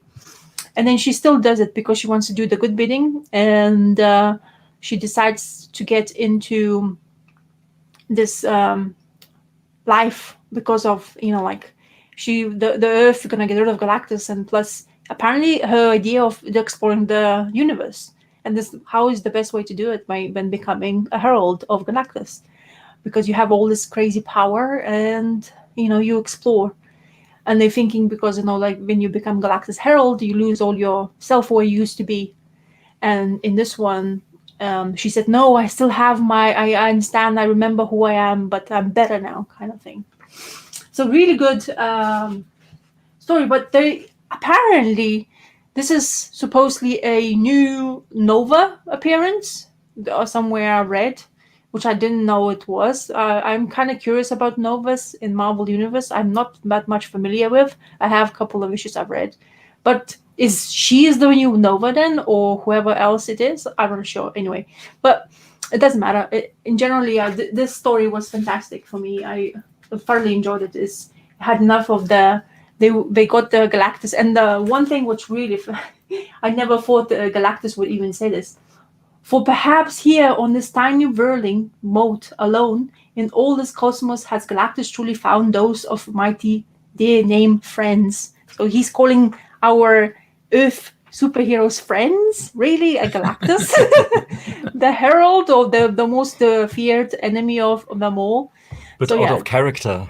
Yeah, very much so. But it seems to be he was really struck by Reed Richards' generosity to basically make him live again. But it's kind of interesting the way Reed Richards' idea of help is. So yeah, it's just and then there's like a couple of prologue stories, which was fine. It's just this story actually connects with issue number 9 of Fantastic Four, which is quite old one, where when Fantastic Four got into bankruptcy, and this guy with glasses bought the Baxter building from them because they didn't have any money. And it actually mentions in here after so many years later, which was interesting that they tied that in. So it was kind of good kick for me because I was reading that when I was going crazy for the Marvel Digital and Fantastic Four. That was one of the fun things about Byrne, that he cared about all that continuity that had not really been taken care of, Yeah. 15 years or 20 years before him. And the end of this is his son, Franklin, gets his powers, and this robot next to him was supposedly monitoring his superpowers because he wasn't still not gaining it. And Franklin is what is Franklin now in the Marvel universe? He's like mutant as well, apparently. As far as you follow the X-Men stuff, but anyway, They good. vary between giving him. Oh, right, he was declared a mutant at some point. Yeah. Right? And then people were upset when they undeclared him a mutant, and they felt it was some kind of politically incorrect act. Yeah. I guess Dan Slott did something that people got upset with recently. But what I really like about this, Fantastic Four, you pick it up, you read it, it's just actually really good. And especially if the Galactus gets involved with them, Fantastic Four, and, all those problems they have to deal with. And then how Rick Richards just, with his brilliance gets to sort everything out. Even he's able even to tell off Iron Man, which is fantastic, to be honest, because of the Iron Man's high ego, like he's the one, he's the, and in here, in the story, Iron Man actually helps him in money as well, because apparently there's keep on that Baxter building getting bashed by villains, so they keep on starting to repair, and apparently it costs billions. So, and thankfully he has great friends like Iron Man and his Stark Industries, so he gives him discount, hefty discount, as they say, in order to fix his building. So, yeah, very good. Fantastic for something like just pluck it out. But anyway, as I say, because of that Nova I'm mentioning, I was reading, and I was happy to read because I'm happy to have this in my collection, I guess. But then I was looking up because I'm curious about the like price tags and stuff like that. And then by surprise, I looked it up, and it's like £30 book apparently. Well, I guess that's the key issue for her, and it leads into that issue leads into some very famous storylines by Byrne later on. Oh, I'm not sure how many issues later. Okay, that's not. I don't want to say too much. But. Yeah, I'll explore because I definitely like, especially if it's because Silver Surfer is basically main herald I know as far as I explored Marvel Universe anyway. But knowing that she was as well a herald of his, so how many heralds did Galactus have? A lot. Oh, okay. But for a while, she was the main one. Have you ever seen the Silver Surfer animated cartoon? Yes. She shows up in there a couple times. Oh, seriously? Oh, okay. Yeah. Maybe I'm blanking. I was more concentrating on the, on the other aspects. Yeah. Yeah. Oh, yeah. Oh, the aspects of it. Yeah. What? Oh, look at me! I'm flipped upside on down. That's just my beautiful. There you go. I'm back on. I think. I thought you got flipped on eBay for a second. That's just my camera situation here. Anyway, so yeah, one of the Marvel actually good things to read. Especially the older stuff. And this, lots of you, like people from YouTube, were saying Byrne stuff is really good as well. So it's really good. I mean, it's that era of writing. It's nothing overblowingly crazy of the storyline, but what they're using the characters and how he uses, and that little snippets. If you do know the history, is actually really nice and rewarding. Yeah. So. Cool. Just to solidify my status as a Marvel guy as well too. Okay. Marvel. Okay. Let's see. So it's your turn anyway, isn't it? Does I this think put so, yeah, pressure sorry. on Earl Grey to show some Marvel too? Oh, Yeah. it doesn't No, have to. this is in my pull as well. But Oh, yeah. Right. There you go. Exactly, You're a Marvel so- guy also. yeah, absolutely. So Is that issue 1 or issue 2? this is issue 2. So I've had a bit of a week, which we won't talk about, but I've had a bit of a week. So I was trying to get some stuff where I could read and just kind of enjoy it. And it's funny, like looking through the stuff to talk about. Everything I look at, it's sort of like this one I found better than issue number 1. So I wasn't taken. I was on board because of Daniel Warren Johnson, because I do like his art, and I'm one of the people that did really like Wonder Woman Dead Earth like quite a bit. The first issue just didn't grab me. It was okay. It felt like it was referring to, and again, it's one of the things that I won't talk about too much, but it's one of the things that just makes it difficult, let's say, for me to get into some of these things. There's so much reference sometimes to what's come before, and I just don't know that stuff, nor am I interested in going back to discover it. Thankfully, 95% of the time, it ultimately doesn't affect the book. Anyway, the ones that I'm choosing to read, it doesn't seem to have a huge effect where I feel like I need to know what happened. So the first issue with this one, it was referring to things that I just didn't know what was going on. So it didn't hit me. But this one, it just kind of raised the bar for me. This was a really good read. I really enjoyed it. And especially when you get to, you're getting some bar fights. We're seeing Odin carrying a keg of beer. He's being allowed to brew his own beer, and they sit around and chat. And they're going to now go to this other dimension through a portal that Odin has created. Forget about it. Like this is it, man. Like, this is great. And then we see these leftover characters from Space Riders that are there to protect the entrance. I loved it. And then it really just gets me now excited again to see what he's got in store, because it just feels like this is going to be an epic fight from this point forward. Really good. His art is just so great. I really like the characters. I really like his line. I really like the energy that's through everything, even in the lettering and things, right? Like it's just a really nice package. So I'm glad, because I was pretty excited to get into it. And then, of course, we get a big crack in the background there. I was pretty excited to get into it just because of who it was. So I was a little disappointed when I read that first one that maybe he's not going to be for me. So I'm glad that he's picked it up a little bit. And man, I'm down. It's great. This is a lot of fun. I'm sure the story will be great. I don't know much about Beta Ray Bill, period. I know a little bit about Thor. I haven't ever really followed either of these characters to any great depth.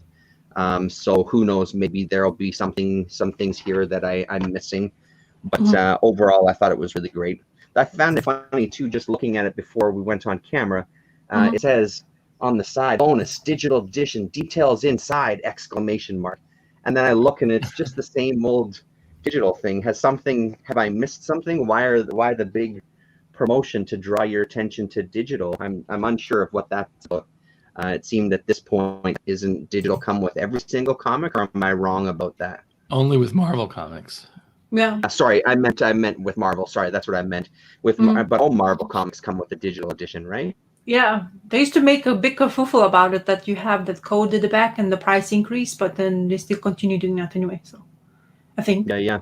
I haven't bought a Marvel book in a while. But Beta Ray Bill, how many issues they're gonna come up with that?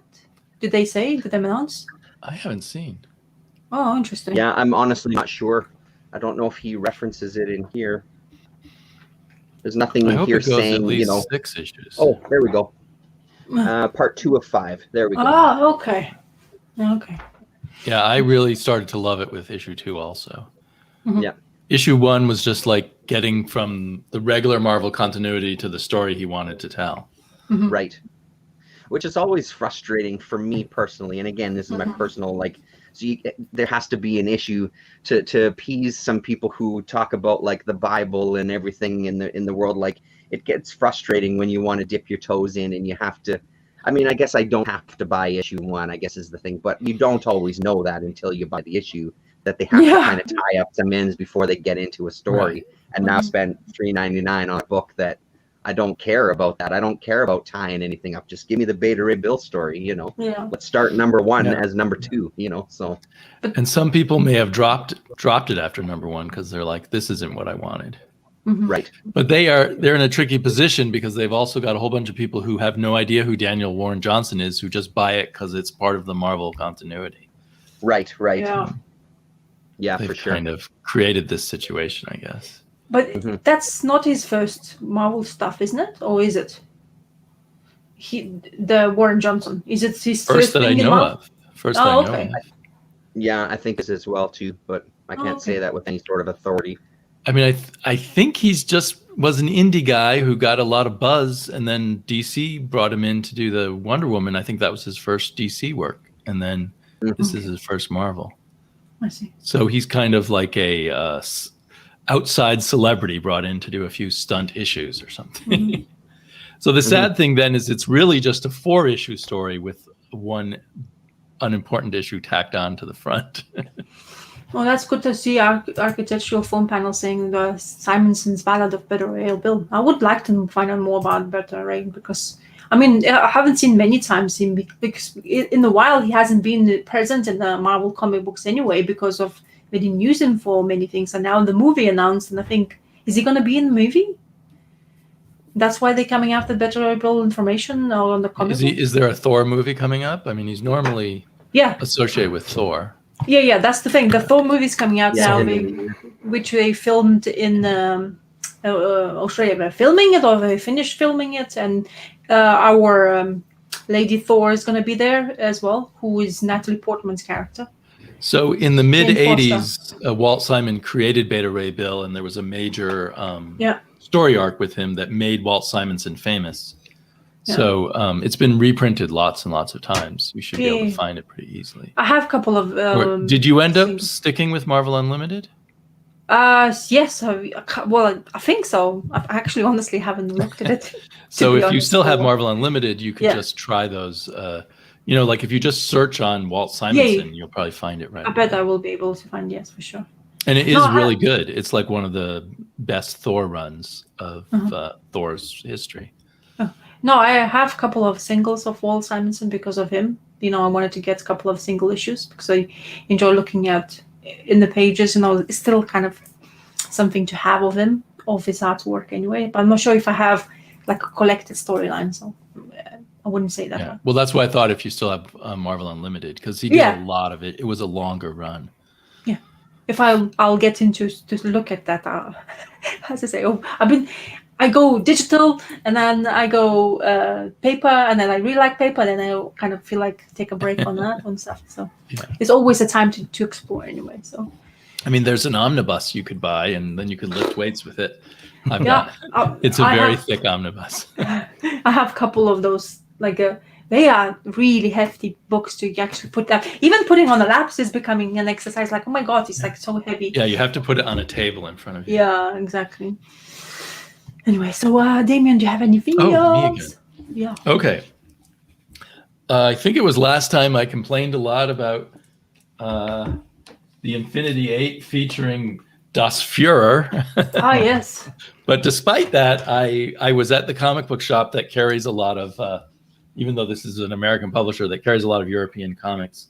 And so I still like the concept. So I picked up 2 more Infinity 8 books. This is volume 3.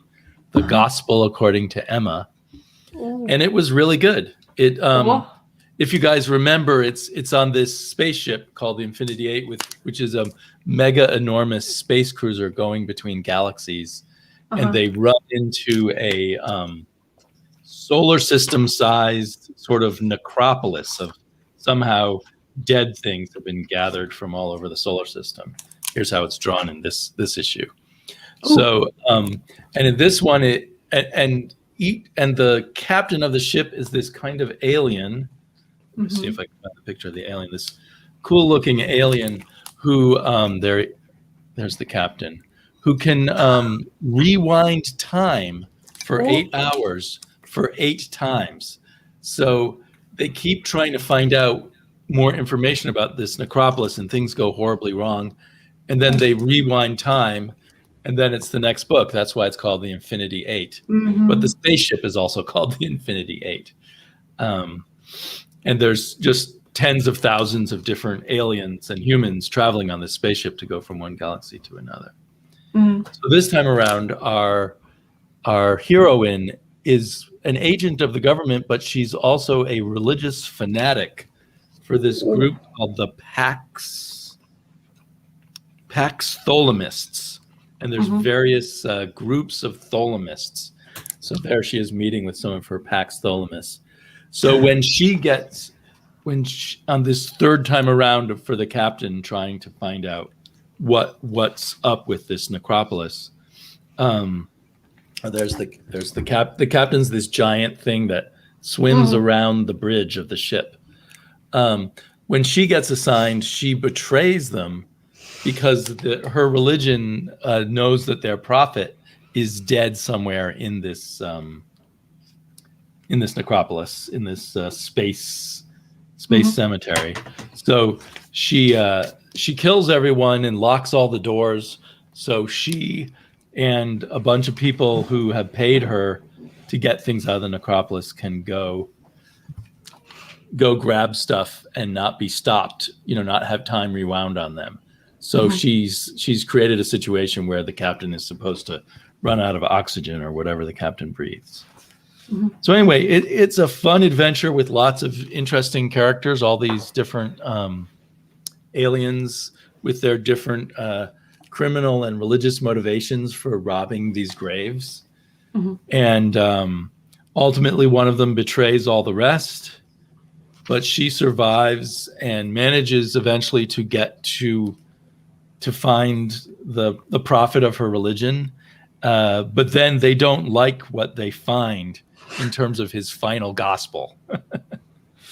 So then her religious leaders want to shut down the whole operation, but part of the gospel turns out that God is dead, and that's part of what they don't like. And eventually she encounters the dead God. There's their version of the dead God, and but then this other alien who can gain your powers by eating part of your brain. Eats part of God's brain. But somehow she manages to go back, free the captain so the captain won't die. And sorry, I'm giving away the whole thing. Maybe I should stop there. Anyway, as you know, it's going to be reset for the next book. So it was really fun writing. The downside is, and I don't know if you could, the art is very undetailed and kind of sketchy. I think for a lot of artists, this would have just been the layout art as they figure out. But then the artist did a lot of, interesting coloring over that. But it looks very simple and undetailed. I like the colors. Sorry, what'd you say? I like the colors a lot. The colors are really good. But I did miss, in this, because some of the other artists have been very good, I did miss the sense of bringing the sci-fi kind of craziness to life that the other artists gave us. But I think the story made up for it. What I'm starting to realize is, so we talked about Louis Trondheim, who's a really well-known French graphic novelist, and he is involved with every issue, but every issue has a co-writer with him who's different, and then a different artist. And I just wish the back matter explained more of how they go about. There's just a little bit of back matter in this issue and this volume, and you Who's get a the co-writer sense. here? Sorry. Who's the co-writer here? So the co-writer here is Fabian Vellman. Okay.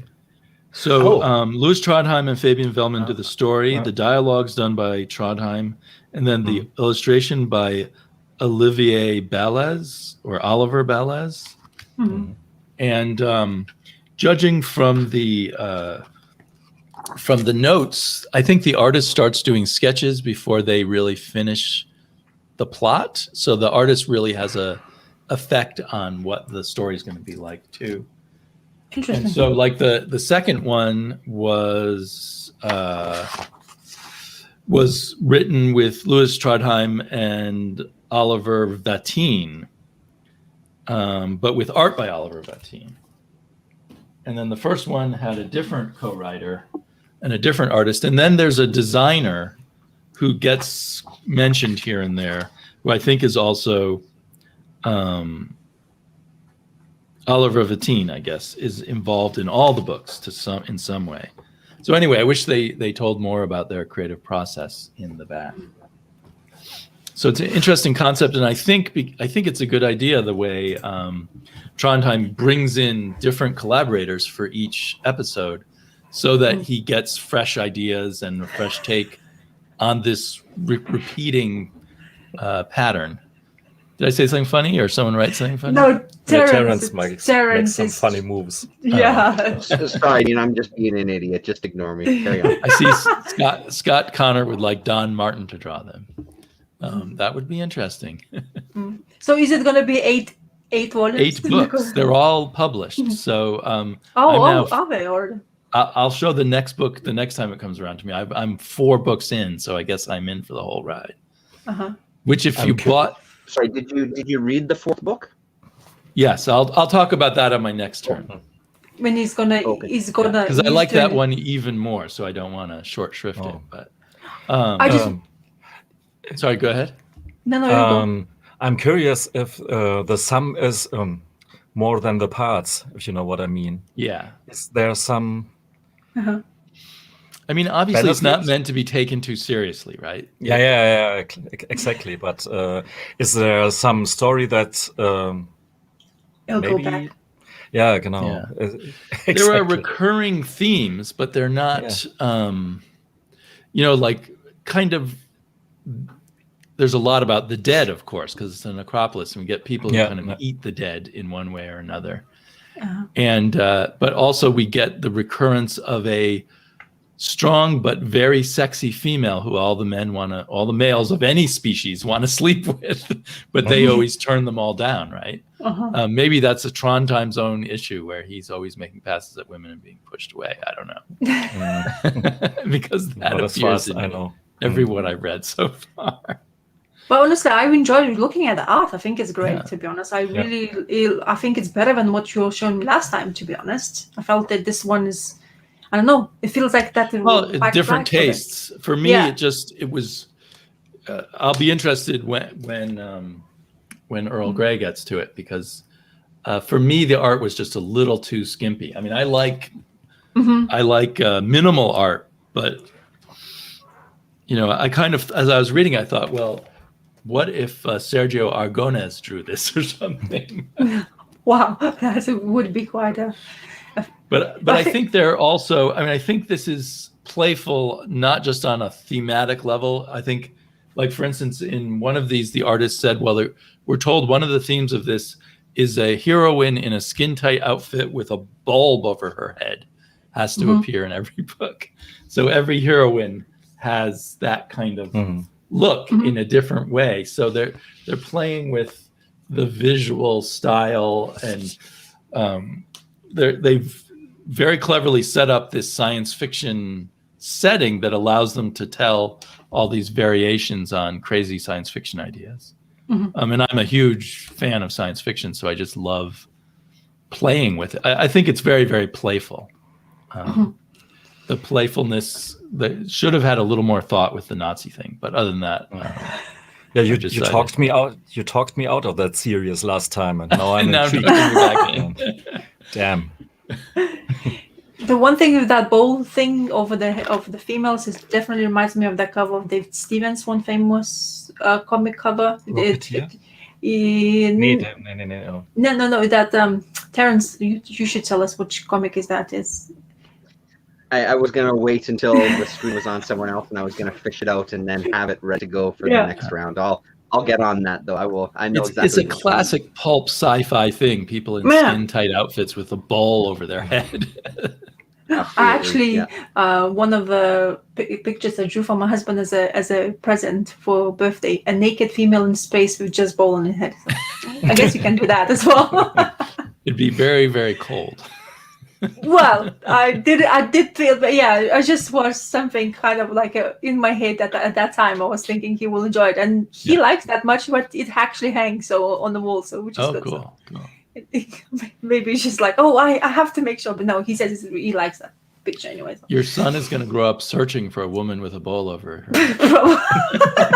If that kind of things mattered like everywhere, because I drew that in like ink and I think watercolor, and then I always wanted to do that in oil, but because oil can accentuate the curves quite nicely, especially in the body movies, female bodies. I'm losing my words now. Anyway, so the curviness, I guess. Oh, look, as well Govidal with is that here. Hey, Gar. So Hi. Mr. Earl Grey. Earl. Earl of the Earl. Yeah, speaking of skimpy artists and minimalists, John Porcellino, Map of My Heart. It's a part of a series, classics, comics classics, and the last. Oh man, my brain. Anyhow, I've read this book here, and just in parts, some pages before I go to sleep in my bed, and the last seconds before my eyes, the lights go out. This is just the right thing, and he doesn't care about many things. Perspective, for starters, like this chair here. It's fantastic, I think.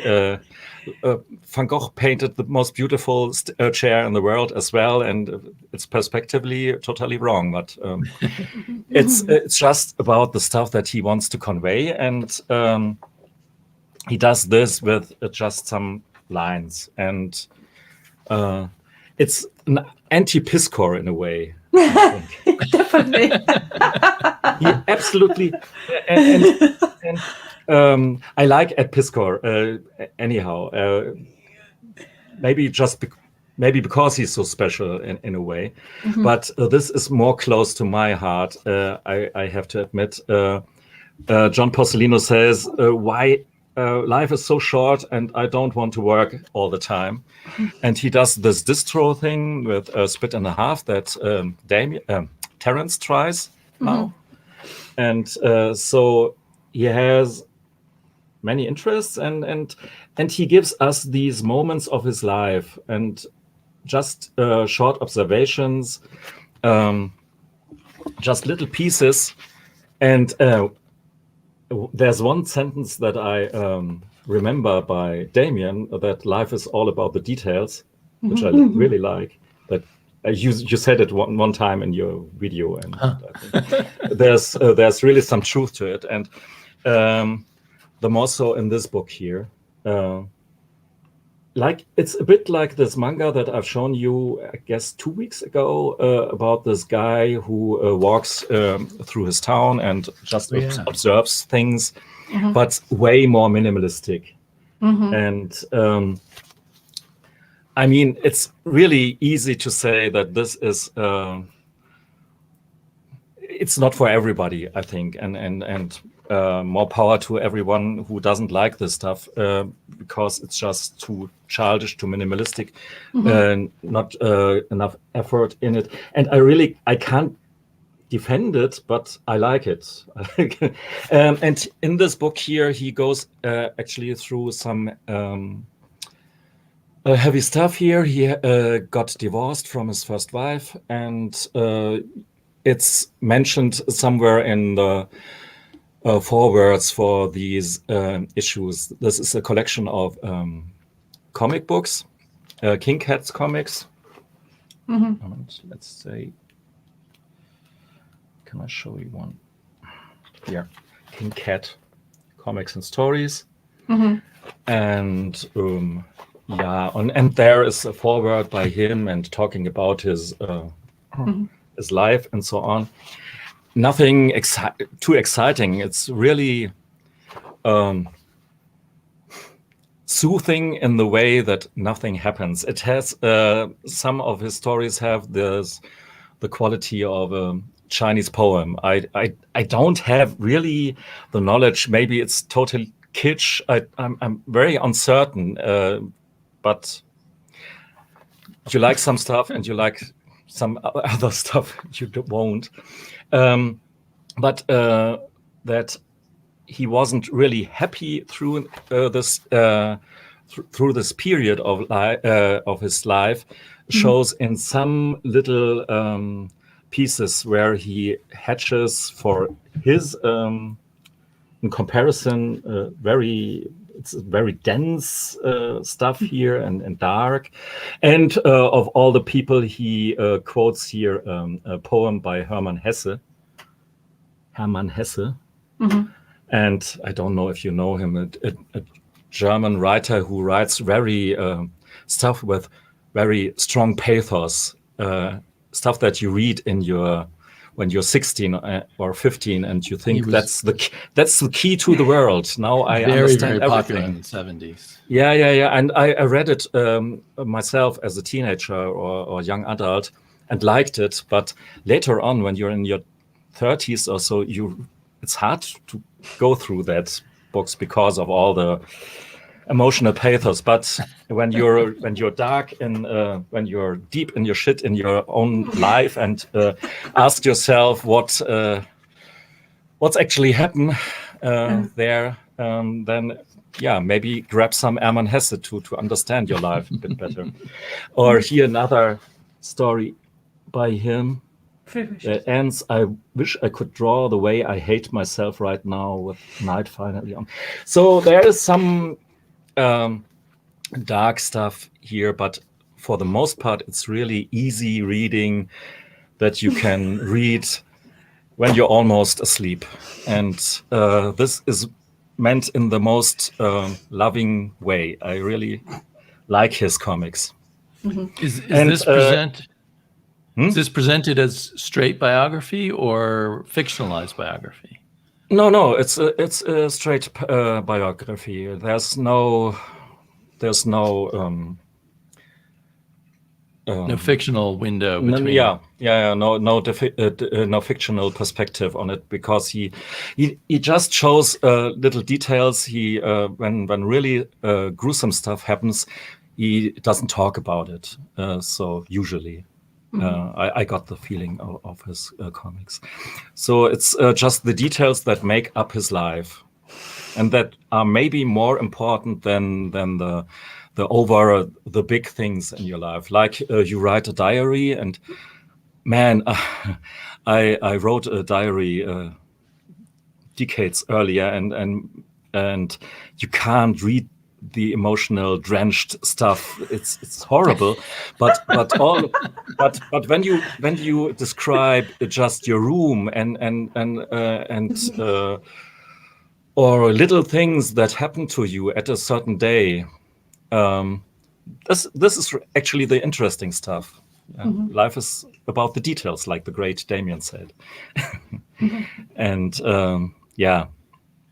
so I guess there's some magic about these Porcelino comics, and that has something to do with all the details that we just have to observe what happens to us and all the stuff, that the little pieces, not the huge, overwhelming emotional things that you will stay with you no matter what. But the other stuff that you may forget, that's maybe the precious stuff. Oh, God. I'm sounding like a preacher now. I don't want to.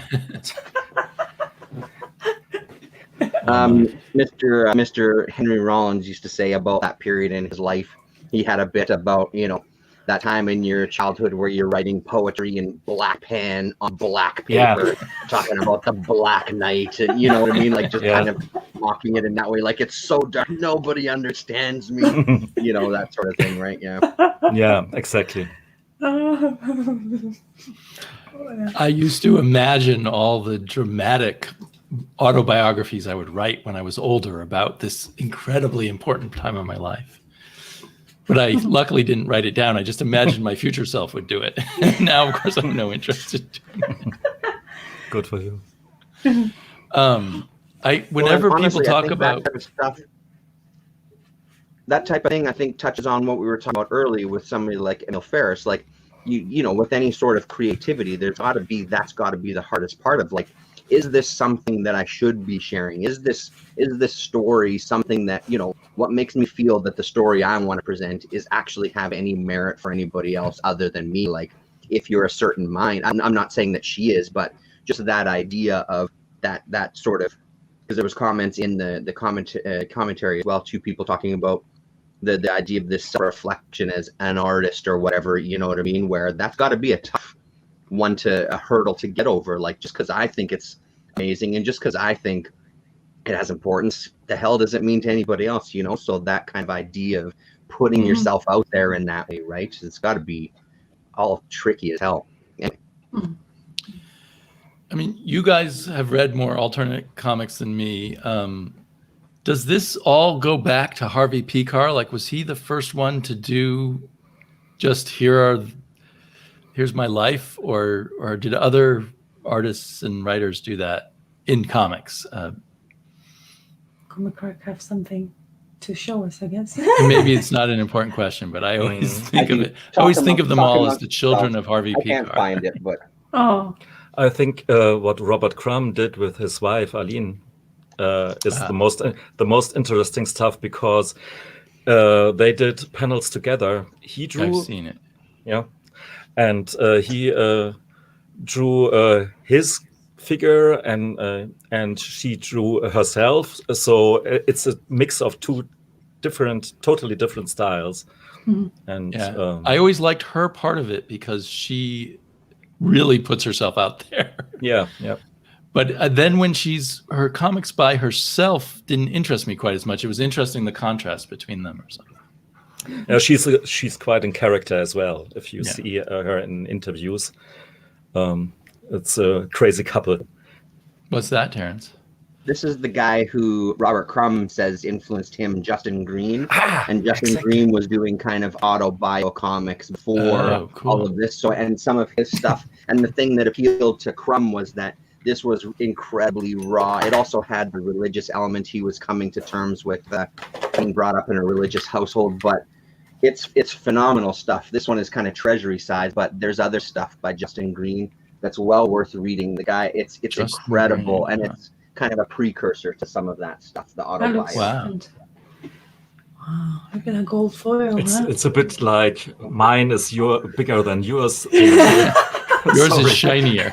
Yeah, yours is goldy. You got the foil variant. Yeah. And put it upside down. Binky Brown meets the Holy Virgin Mary. It's crazy romp. I guess the Kayfabes covered it at one point in there. It's a phenomenal. It's really good stuff. I only discovered it more recent history, but it's amazing. It's really a good read. He's right out there with everything. You know what I mean? Like it's not to the degree that Crumb was necessarily, but it's not like he's doing it cleansing his id kind of way. He's doing it. These are stories, and these are about him and his youth and stuff, right? So. Okay, so less of religion. Oh, sorry, and then here's that too. Yeah. I meant to have that up as soon as we came out. That's the one. That's the cover there, the alien world. Maybe that launched the entire Infinity 8 series. I think so. Maybe the inspiration came from that, you know, like sometimes just one cover or a piece of art can inspire quite a lot of things. Let's hope the ending of those 8 infinities will be as fascinating as it is now for you guys. Anyway, I'm all Marvel, as I said. I'm in Doctor Strange mode now, more and more of it, actually. Love that cover, too. Yeah, so Frank Brunner is getting even better in my eyes now with issue number 4. And this pages like this and Doctor Strange, it just becomes a eye candy for me to do to look at and read, and it's really beautiful. So we have in here still torment of our Doctor Strange, because he's about to basically almost die in this issue. And in this issue, what fascinated me the most, of course, the end part where so after the stabbing of Silver Dagger and him going into the Eye of Agamotto in order to save himself, he went into this realm of nothingness, I guess, where you can't come back because you're dying. And in this story, which basically Doctor Strange is starting to lose his mind because of, like he can't, like the motion of you dying, and you need to accept that you actually did, and that torment between your soul and stuff to understand and accept it, that you're actually no more living. So that's what happened with Doctor Strange in the story as well. And while he's in torment and he's keep on fighting and he's saying that I'm gonna come back, I'm gonna save Clea. Of course, he's venturing into this where he sees this light and like go to the light and everything is gonna go all right, basically in that motion. And he's passing through it and he jumps. And as I say, this comic just becomes more and more beautiful to look at. And he's falling into this horse, and his horse actually a Valkyrie's horse, but in the storyline, because he's imagining when he's in this realm, she's a White Queen called in here. I don't know for what kind of reason, but it's really like when Doctor Strange goes to space and stuff like that, or that space motion, or other realms, it's really beautiful to look at. Really psychedelic feel to it. So basically, while he's falling in, the horse he's actually flying with, it disappears, basically shatters into because he's been touched by those planets. And apparently, if you're touched by those planets in this realm, you die or you perish. To what extent of death would be. And Death is in conversation with Doctor Strange and saying, why do you fight your inevitability? Like you this is it. You can't do this. And he still, I am Sorcerer Supreme, I won't do it. And then he sees these as Comic Rack will find eternity, or like shape of eternity, and Doctor Strange using that as a survival point. And Death was really surprised and it's like, what the hell is going on? How do you even do this? Even Death himself starts questioning what's happening here. And basically in this story, what happens is Doctor Strange gains, by dying, which is what happened to him, spoiler alert, by dying he gains his what is it called when you die but you're still alive and you can live for as long as possible? There's one word for it and I'm blanking it now. Anyway, so he basically becomes an ancient one. So this issue, by him accepting it, this death, by him saying, okay, this is it, I am actually dead.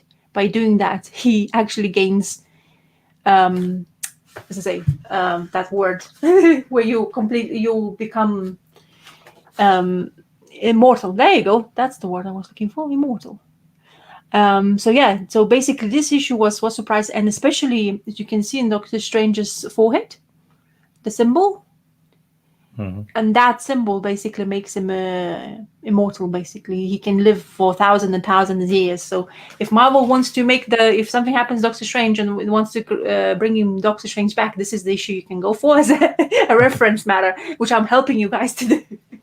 Anyway, so yeah, definitely one of the fantastic Doctor Strange stories to get into, and it is a continuation, of course, in issue number 5. I don't need to show you, it's the same kind of magnificent art, but this is end of the storyline where Silver Dagger gets surprised because Doctor Strange uses Clea, and his soul gets into Clea, and they use his togetherness defeats Silver Dagger.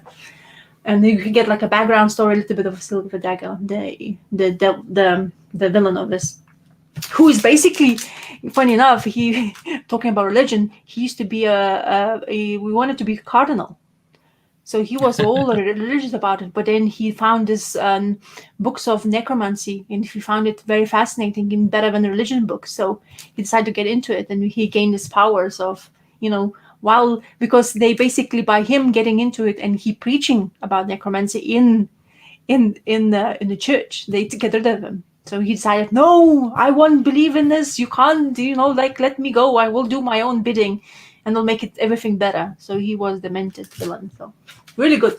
I like Doctor Strange. I read the first, which I really liked, Steve Ditko stuff.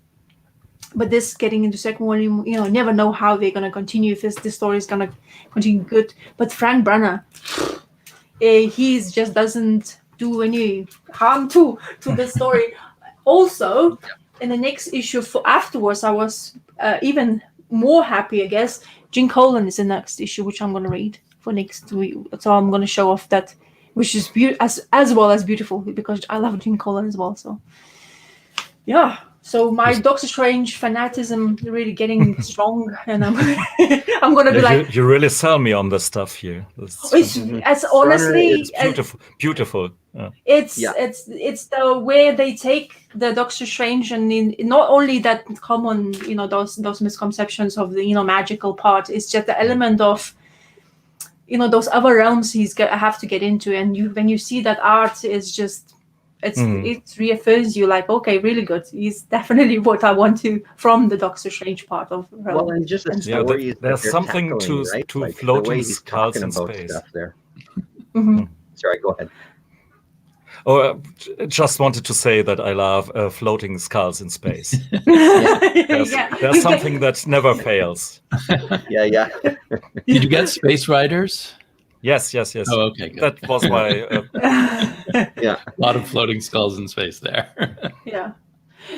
So, Brunner in that that's when it peaked for me as well too. Like really noticing Brunner, that like the guy is just incredible, and I mean just the idea of taking a superhero story and having this guy go to this level of a kind of interdimensional, like it's so great. It hits all the marks for me. That's why I love that. All that Doctor Strange. I've never completed, read the whole second volume. I've read a good chunk of it, but I've never finished it.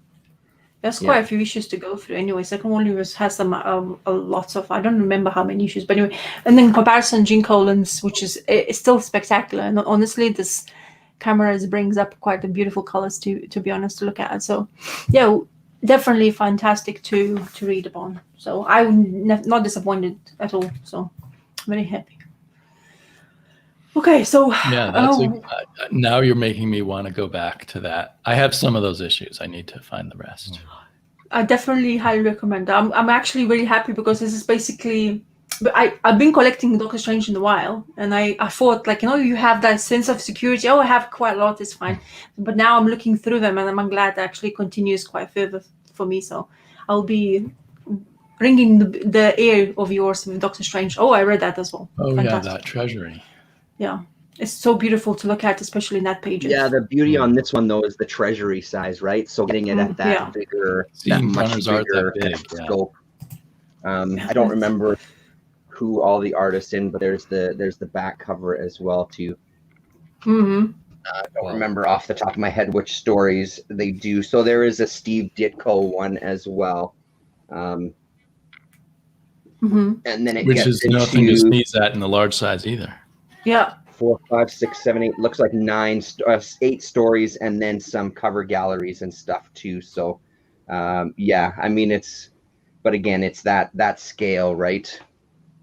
Is just amazing to kind of sit, and have a flip through this. But anyway, yeah, carry on.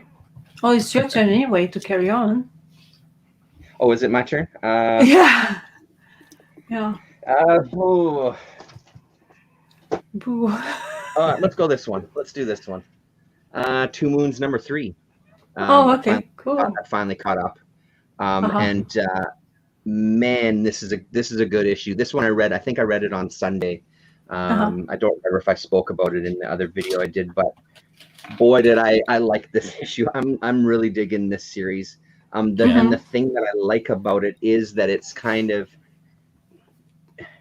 I don't know, it's seeing a character come to terms with who he is as kind of a him and his people, basically, and kind of coming out of whatever it was he was coming out of, as far, not necessarily, because I wouldn't say that he was necessarily denying that part of himself in the stories that we read so far, but also then throwing in the idea that now he's getting to see people the way they really are and seeing these people actually demons and fighting them and stuff like this. Boy, oh boy, this is going to be a great, well, I'm hopeful that it's going to continue this level all the way, because I really like this issue. The art is pretty amazing. And like I said, I'm on board for the story. I like it quite a bit. Again, because I mean, when you think of like any time in military, especially back then, if you're seeing, one of the things I heard, I think it was a CBC thing, they were talking about, people pointing to aspects of, I think it was the Civil War specifically, they were talking about where, look, there was black people involved. It's like, Yeah, but they weren't there of their own accord. They weren't there because they decided they wanted to fight. They were there because they were slaves and they had to. So I kind of put the character in this as that kind of person within the war, that he didn't necessarily have a choice. Again, not that they've explicitly said that. I don't believe they did anyway, but that's kind of the impression that I'm getting. So to him now come to terms to who he is and getting in touch with some more of his heritage, I just find fascinating. And then throwing in a good monster story and getting creatures like this that are rising out of the lakes to come and talk to him. Forget about it. It's, it hits all the check marks for me again. It's I'm digging this series. You've read this, right, Damien, to 3? Yeah, I love that one. Me too. Yeah, I think you read to number 3 as well. Yeah. We were talking last time, but you didn't catch up, so we stopped talking about it because you didn't want to spoil it. That's right. Yeah, so I think we've each in turn mentioned 2 and 3 because it got so good. Perfect. Yeah. I think it must be a fairly limited series because when I talked to Bill Crabtree, the colorist, he said that he did it a long time ago. So the way he said it, I thought he had finished it. Oh, okay. Interesting. Which makes me sad, but maybe I misunderstood it. Yeah. Hopefully not. So for whatever reason, Image sat on that one for years, apparently, before finally that's releasing strange. Like literally years. Hey, that's odd, isn't it? I think so, like 2 or 3 years, if I understood Bill correctly. Mm-hmm. So yeah, because it's an amazing book. I don't know why you would sit on it. Yeah. And the guy can know how to draw horses, by the way. Yes, that's important. And they deadly horses as well, like zombie horses. That's even more difficult to draw, Yeah. All those flesh and limbs, like. Because first you have to zombie a horse to have something different. So, yeah. Yeah, I mean, it's perfect historical horror art. I mean, you couldn't hope for better. Mm-hmm. Okay. I'm glad that I gave it a shot, and I'm glad that I gave it a shot. Basically, it's one of the few that I like, Carmen, where I look forward to. I'm really glad that I made a trip out and picked it up. 4 isn't out yet, right? It's still coming out right away. It's still to come. Yeah.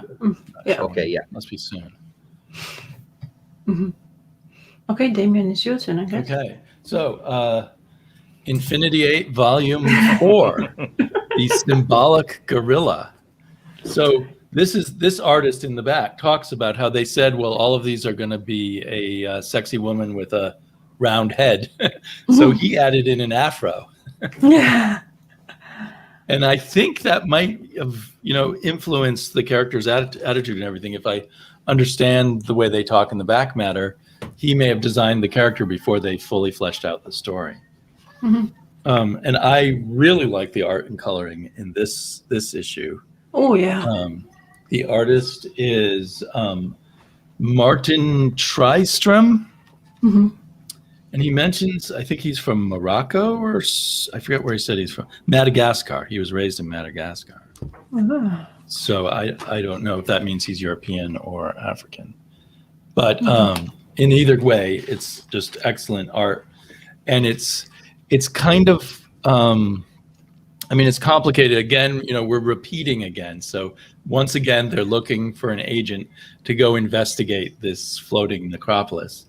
And this time the agent is actually the manager of this band called Symbolic Gorilla, who are some kind of cross between conceptual art and a traditional sort of 1970s supergroup of some kind, like the Rolling Stones or something. And and so she is the manager of the band, but she's actually been undercover for 5 years. She's actually a super agent, but she's also a super agent who no longer believes in authority. So it's unclear whether she's going to. There's this artist's version of the captain of the ship. Mm-hmm. It's unclear whether she wants to cooperate really, and what decisions she'll make. Mm-hmm. There's this artist's version of the necropolis stuff floating in space. So her journey outside the ship is complicated by the fact that the group that she's supposedly the manager of, without her knowledge, decides to go do a show outside the ship in the necropolis, and they have a billionaire who helps them override the ship's security. So there's like the two members of the group there. One of them is naked all the time. The other one's wearing this beret, and he's kind of the leader of the group. I think they're all supposed to be tripping all the time and that sort of thing. Here's this is a great shot of all the passengers leaving the ship so they can go watch the concert out in the middle of the floating graveyard. But of the guy who, and this fish creature in his spacesuit, that's the billionaire who's funding the band. So it's just full of all kinds of wacky, fun inventiveness. Mm-hmm. And then the thing she discovers, well, maybe I shouldn't give too much away. The thing she discovers, I wonder if it's going to play forward, even though at the time no one seems too excited about it but her. Anyway, so the band turns out to be evil and awful things happen, but it's all going to be reset for the next episode. This one really had wonderful characters. Like there's two different journalists trying to get the big story on the band, but one is this guy who's kind of a true believer about the band. The band doesn't allow anyone to record anything they do. And then there's another guy who's trying to record them against their will. I can't find him. He looks more like an alien. But so I think it's interesting that this is maybe this group of European creators attempt to do stuff for the U.S. market, but really like the previous one with God is Dead, and then this one with this kind of avant-garde performance art. It all feels more European to me than American, in a good way to me. But it's just interesting to me that they can't really work in the American idiom, even though there may be little nods to it, which is fine. So, and one of the things they find is a necropolis of all the rock stars who ever died at age 27. Of course it is. The famous 27. So this issue is what's really sold me on, yes, I guess I'm going to get all the remaining 4 books. The question now in my mind is whether to go back to this bookstore that I like to support and pay full price, or now order them online and save about 40%. Because to get all of them, all of these very nice hardbacks, but to get the whole series at full price would be about $160. So that's quite an investment. Yes. Although it is 8 hardbacks. Mm-hmm. But so I'll probably order the remaining online, I suppose. Mm-hmm. Are you gonna go like all 4 of them at one go and just say, okay, I have it all? Well, if I'm going to order them online, I might as well buy them all at once. Or maybe I could just keep buying them one by one. It gives me an excuse to go visit Cosmic Monkey, which is a bit further away from my house, but it's an amazing store. Or if, like they're saying in the chat, maybe we get a sponsorship, then you get them for free. Yeah. There we go. I can go fund me for my Infinite VA. I wonder, because of you keep on saying that they keep on resetting the storyline, how they're going to end the story. Because I would be a bit cross if it was, okay, let's just like reset next one, maybe. Well, they've set up that they can only reset 8 times. That's the limit of his alien's power. Mm-hmm. But how they can bring together in the 8th volume stuff that happened in the other volumes, I don't know. And one of the things that is not developed much is what is the perspective of all these events from the perspective of the alien captain of the ship, because he, she, or it is the only sentient thing that would remember what's happened, I assume, unless they've somehow recorded it. And this one was, yet another different. The story this time was by Louis Trondheim and someone named Chris, no last name, Mm-hmm. spelled with a K. Illustrations by Martin Tristrom. But then in the back matter, they do mention this other Olivier Vatine being involved also.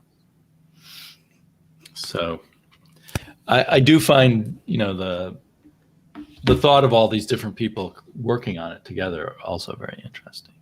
Mm-hmm.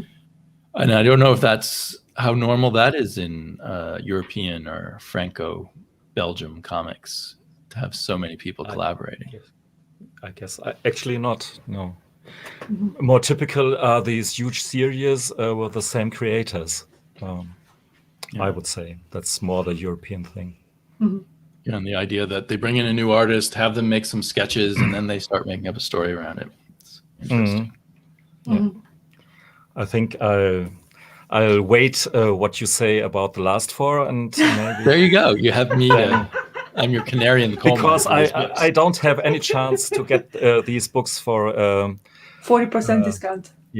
no. Yeah, so it's a big investment. We have to go all the way, and no budget whatsoever. Right. Well, maybe we should do a GoFundMe for you too. We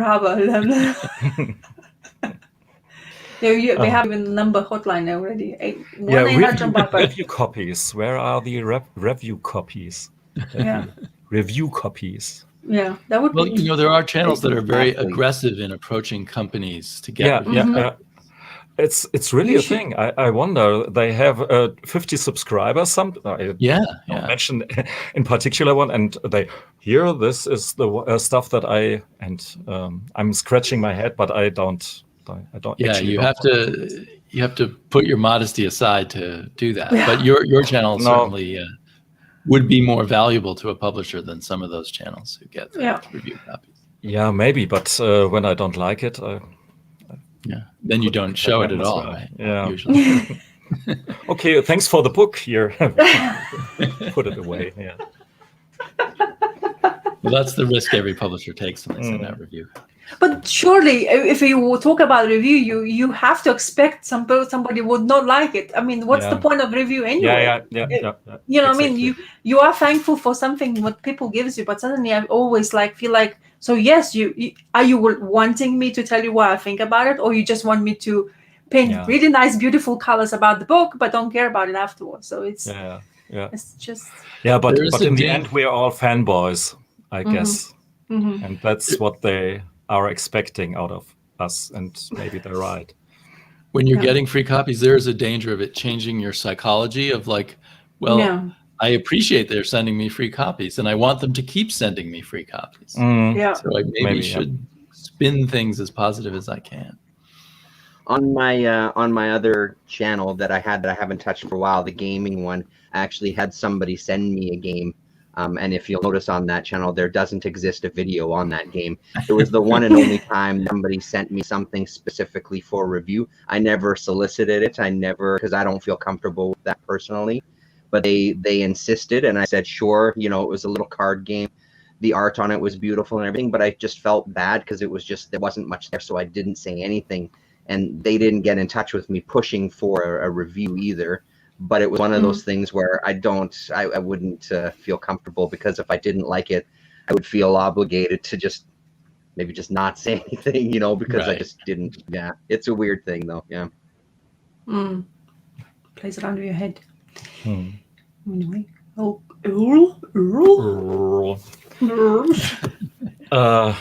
that I've finished this tome here, not by far.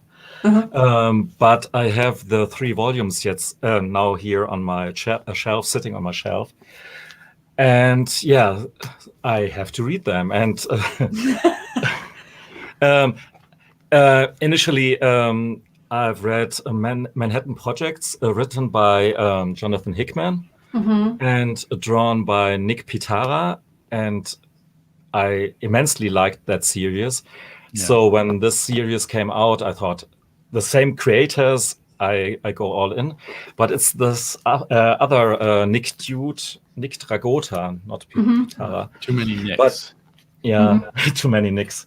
The art is fantastic, and I really read the first issue so far, Oh. and but it's really it's, even though there's no text here, no words, it's absolutely high concept stuff and not very easy to get, at least for me.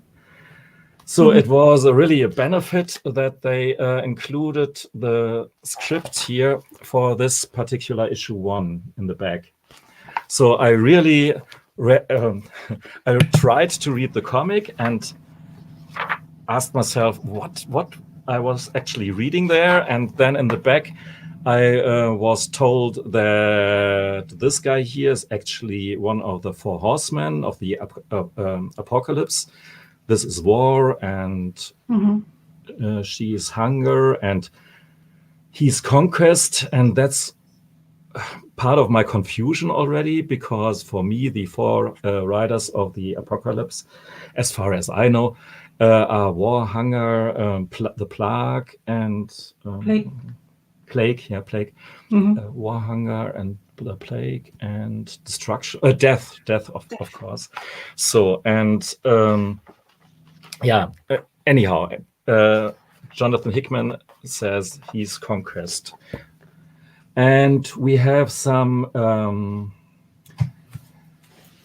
glimpses into an alternate history of the United States of America. Around the beginning of the 20th century, this thing happens here. A comet, meteor falls onto the Earth and changes the run of events. And so a different history happens, which eventually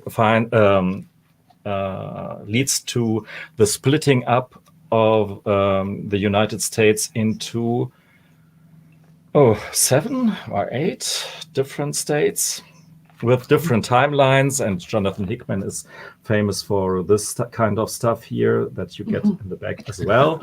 But it helps to get through the text, and I really, when I got into the story here, it really intrigues me to read the rest here. It's a blend of mythological stuff with these 4 riders of the apocalypse. I guess Death is maybe the most prominent one, or the most important one. Here's this guy. And but there's actually stuff that I would totally overlook if the script in the end would not have pointed out to me. For an example, we have this page here, and this is Death, and here are former incarnations of the riders of the apocalypse standing around him. And to make the stuff more confusing, what is now a boy in the beginning was once a lady, and so on. So the characters are not very consistent, or they have a pretty complex story, and this is all thrown in this first issue. And I really wonder how this series survived with this first issue. Usually I would think when you read the first issue, just by itself, you would be so confused, and you have to have a huge belief in the creators that you will understand this in the end. And I have it. I actually have this, but it's really, some endeavor of the 2. Here, this scene here is actually what right up there on the mountaintop. Wow. You see the same guy. So that's perspective. And I read this page initially and thought, okay, this happens somewhere and this happens somewhere else. But the connection between the 2 panels was, just as an example, one of these things that occurred to me after reading the script in the end. So yeah, the next issues will be without the help of any script. So I'm really curious how the reading experience will go on. I was read- one of those. Oh, sorry. Me too. I wanted to say the same thing. I was the one who's reading in singles. I read it. I read the first few issues in singles and gave up. And then Right. I heard other people say that it started to really click and make sense Mhm. more It issues does. in. And so then I bought all those hardbacks, but I haven't read them yet. It's 44, 45 issues in singles. I read them all. I thoroughly enjoy it. You will understand those kids or those deaf or probably those horsemen. It does explain quite a lot. The deaf is the main character of the storyline. He is basically a prominent teacher in there, and because of what he done, it's what consequences in a way happen between that what happened in America and what happens afterwards. So, and then there's another character with him, which Don't tell me too much. no, I'm not gonna say anything. I'm just gonna mention one other character with him, which kind of sealed for me the whole storyline. But you'll find out who it is afterwards. And there's another female character which absolutely loved it. Will you find out? So yeah, definitely great story. I think for me, I enjoyed it. Even though that first issue, now how you explain, I might have had the same kind of things, but because it had theme of kind of Western style, because of the way Death was looking at, and there's sci-fi Western. It's pretty brilliant. Yeah. So I think you continue with it. I mean, it takes. I have no chance at all. Now I have these books. They have to be good. Yeah, so I'm actually quite nice. I was thinking to actually double tip because I have single ones, but I saw those hardcovers and that would be actually great to just flick through the hardcovers. But yeah, I really thoroughly enjoyed it, to be honest. The story. I think maybe the ending, not like for some people there was, like question marks and stuff like that. But overall, I think when you're gonna read it in the bulk, like what you have, I think that really would help the storyline because your mind will be still fresh because it's Hickman. He's going to bring a lot of information to you which you have to digest. And that's how he does storytelling as well. So, yeah.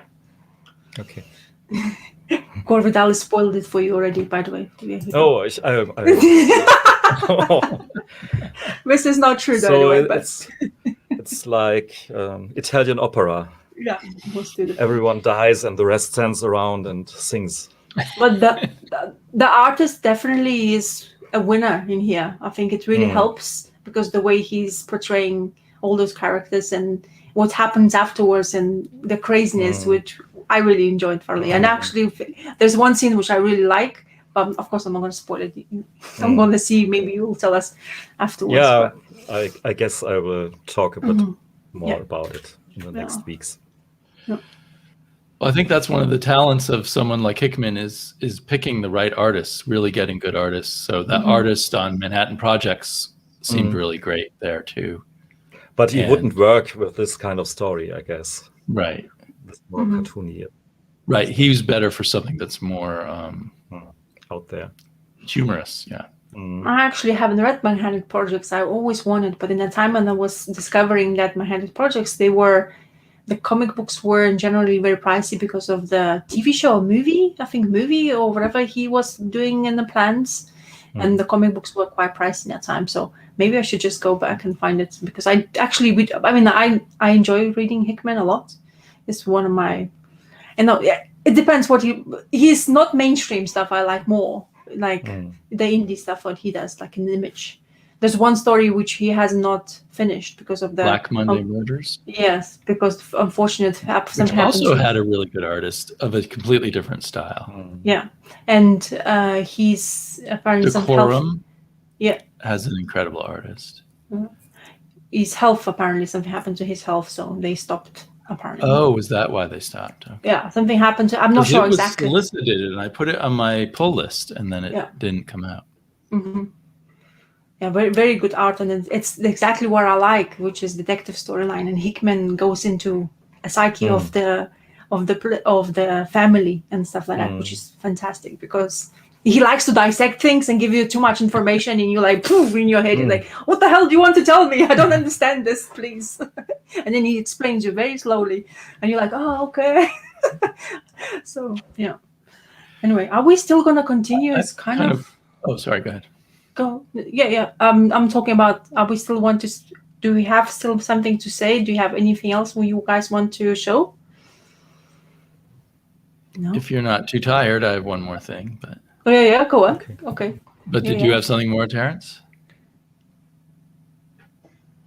Like I said, the stuff that I have left is kind of, I think we talked about it previously, Rain Like Hammers, that sort of thing, but nothing that I'm dying to speak about. I'm good to whenever. Well, I'm not dying either. If you guys are dying for sleep. You guys distract me from sleep. It's going to take me an hour to maybe settle if I'm lucky. Because after this chat, I tend to my head is just too much Spinning. Information. Yeah, too much information. So yeah, Damon, go on. We give you a show. Okay, show us. I'm going to share my screen. Ooh, fancy again. So if you can pop me on there. Whoops. So this is something I never knew about. I think Fantagraphics publishes, but I got it, through the digital service at my library. Mm-hmm. It's Charles Schulz's Peanuts, but actually Charles Schulz didn't do it. During the 50s, he let Dell Comics do Peanuts comics. And did you already know about this, Terrence? I see you nodding your head. I do. I have one or two issues that I finally, because when they do show up in really nice condition, they're usually fairly pricey. But yeah, I don't know a ton about it though. No. Is it not? Suddenly it's not responding to me. Uh-oh. Okay, I'm gonna read. Hoopla. So apparently he wrote a few of them, but then ran out of time and had a friend from art school help him with it. And that friend did an incredibly good job. I haven't read, I've read, it's like, how many pages is it? It's like 250 or maybe 350 pages. So I've read about half of it and it's all been excellent. There are 4 to 8 page stories. And I find it really interesting to experience a sort of single Peanuts idea stretched out in a comic book kind of way, rather than the daily strip kind of way. So what I read in the introduction was that later on, after his friends stopped doing it, they just got some hacks to do it. So I guess it's going to be awful at the end of the book. But for at least the first 150 pages, it's just, it's really impressive. The way this person who took over it for him creates the characters and does the drawings. And it's weird to think these just appeared as random stories in other comics, like in Nancy and Tip Top, and I forgot what the other one was. But so I've been reading them with my daughter, but I'm glad to have her as an excuse to keep me reading them. And the Lucy is really the star of the show, even more than I remember in the comics. I mean, Snoopy. I think Snoopy became more the star of the comic after the 50s, maybe. Also, I had the false idea that Charles Schulz never let anyone else but himself draw Peanuts, because when he was no longer able to draw it for the comic strips in the newspaper, they stopped and just did reruns. Oh, Damon, you're gonna make me yawn with this picture. Okay, I'm putting you to sleep. No, I'm joking.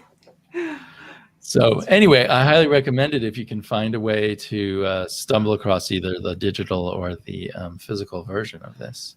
So his friend was named Jim Sasseville. And I don't know if the collection is a new thing. I never noticed it on the library website before. So yeah, I might buy this collection if it's still available and if there's a nice hardback. Yeah. So what he basically does is he takes a very true to the Peanuts core situation and stretches it out and gives it a lot of extra beats, but very successfully. So we see all this stuff played out where Charlie Brown doesn't recognize Snoopy because he's got dirt all over him. every time I look at this, I want to sing that Christmas movie they have because Charlie and Brown Christmas. Yeah, and that song is like, na, na, na. Oh Jesus, it's in my head already. It's like, not Christmas yet. Wait, summer first. But yeah, I find myself really loving Lucy. I mean, loving her. Of course, she's the villain in a way, but Yeah, such a she's not strong good. character. Yeah. So that was kind of the standout experience for me. Mhm. And this, I think, is before Sally even existed, or a number of other characters. Well, the Linus is there. No Peppermint Patty or anything. Yeah. So anyway, that's not a lot to say about Peanuts, right? It's a hard thing to talk about. But Mhm. Yeah, you don't need to say too much. That's the thing. Like, it's Yeah. just beautiful. I absolutely love it. Mhm. yeah, Still and one of my I think favorites, I was expecting it to be bad because it was, these comics versions. So it was just a pleasurable Mhm. discovery. Cool. I was wrong. It's not a Dell one that I have. It's a Gold Key issue that I have. So I guess from looking at the inside, this is number 3 from 1963, but then the original copyright is from 1959. So that's I thought I had 2 issues. This is the only one that I have. Only got the one. Maybe they're reprinting the Dell ones. That's what I'm thinking. Yeah, that's what my guess is. But same kind of thing, like you're talking Maybe about. that more affordable because it's a reprint. Mhm. Yeah. Yeah, no, that's very cool, Damien. I didn't know that existed. I'm gonna keep my eyes out for that too, because Well, really also nice. to find the Dell ones, you'd have to look in issues of Tip Top and Nancy. There's not Right. actual Peanuts comics at that time, Right. Which So maybe Peanuts wasn't big enough yet to have its own comic book. Mm-hmm. There's something that Fantagraphics page have, which is complete Peanuts of comic stories from 1950s to Yeah. 2000s. Right, and I they have done a some of those chapter those. volumes, Yeah. Mm. and I Talking got about- a lot more out of the library and read them. It looks so nice. They had such a beautiful collections as well. Yeah, those are really nice collections, very high Yeah, quality. they were talking about it in the comments. Seth helped design those. I believe he was the designer on those Peanuts books. Mm-hmm. And something you guys fan of, Gilbert Hernandez apparently is gonna produce a new Blubber. It's coming out. I already ordered it. Yeah. Mm. It looks funny because of those characters and the name of the characters. Blueberry. It's absolutely perverted. Do not show it to your son. Yeah, And maybe Blueberry, not to your You know, husband. it's dirty. Mr. Elvis, John Dick, and the mentor. I wonder who's the mentor. The green one? Yeah, looks crazy. Anyway, I thought I just passed through it there. So, 3 hours passed. I think it's enough of our craziness and talk about comics. I want to thank everybody who came. Thank you very much. I thought nobody will turn up, but then we have you guys here talking, which is Lots great. of incredible comments. Yeah, and lots of information. Thank you. I need to go back again to read some of it because there's some recommendations and stuff. It's just like, oof, that's what I'm saying about my head is ticking all the while. Too much information. Anyway, so thank you very much, everybody. Thank you for you guys for turning up as well. And then whoever next Sunday will decide to do the video or do the work. You can go back to my channel, or if Earl. I'm good with whatever. Yeah, I'm. Yeah. You know, if Earl Grey wants to host one, I'm absolutely. Yeah.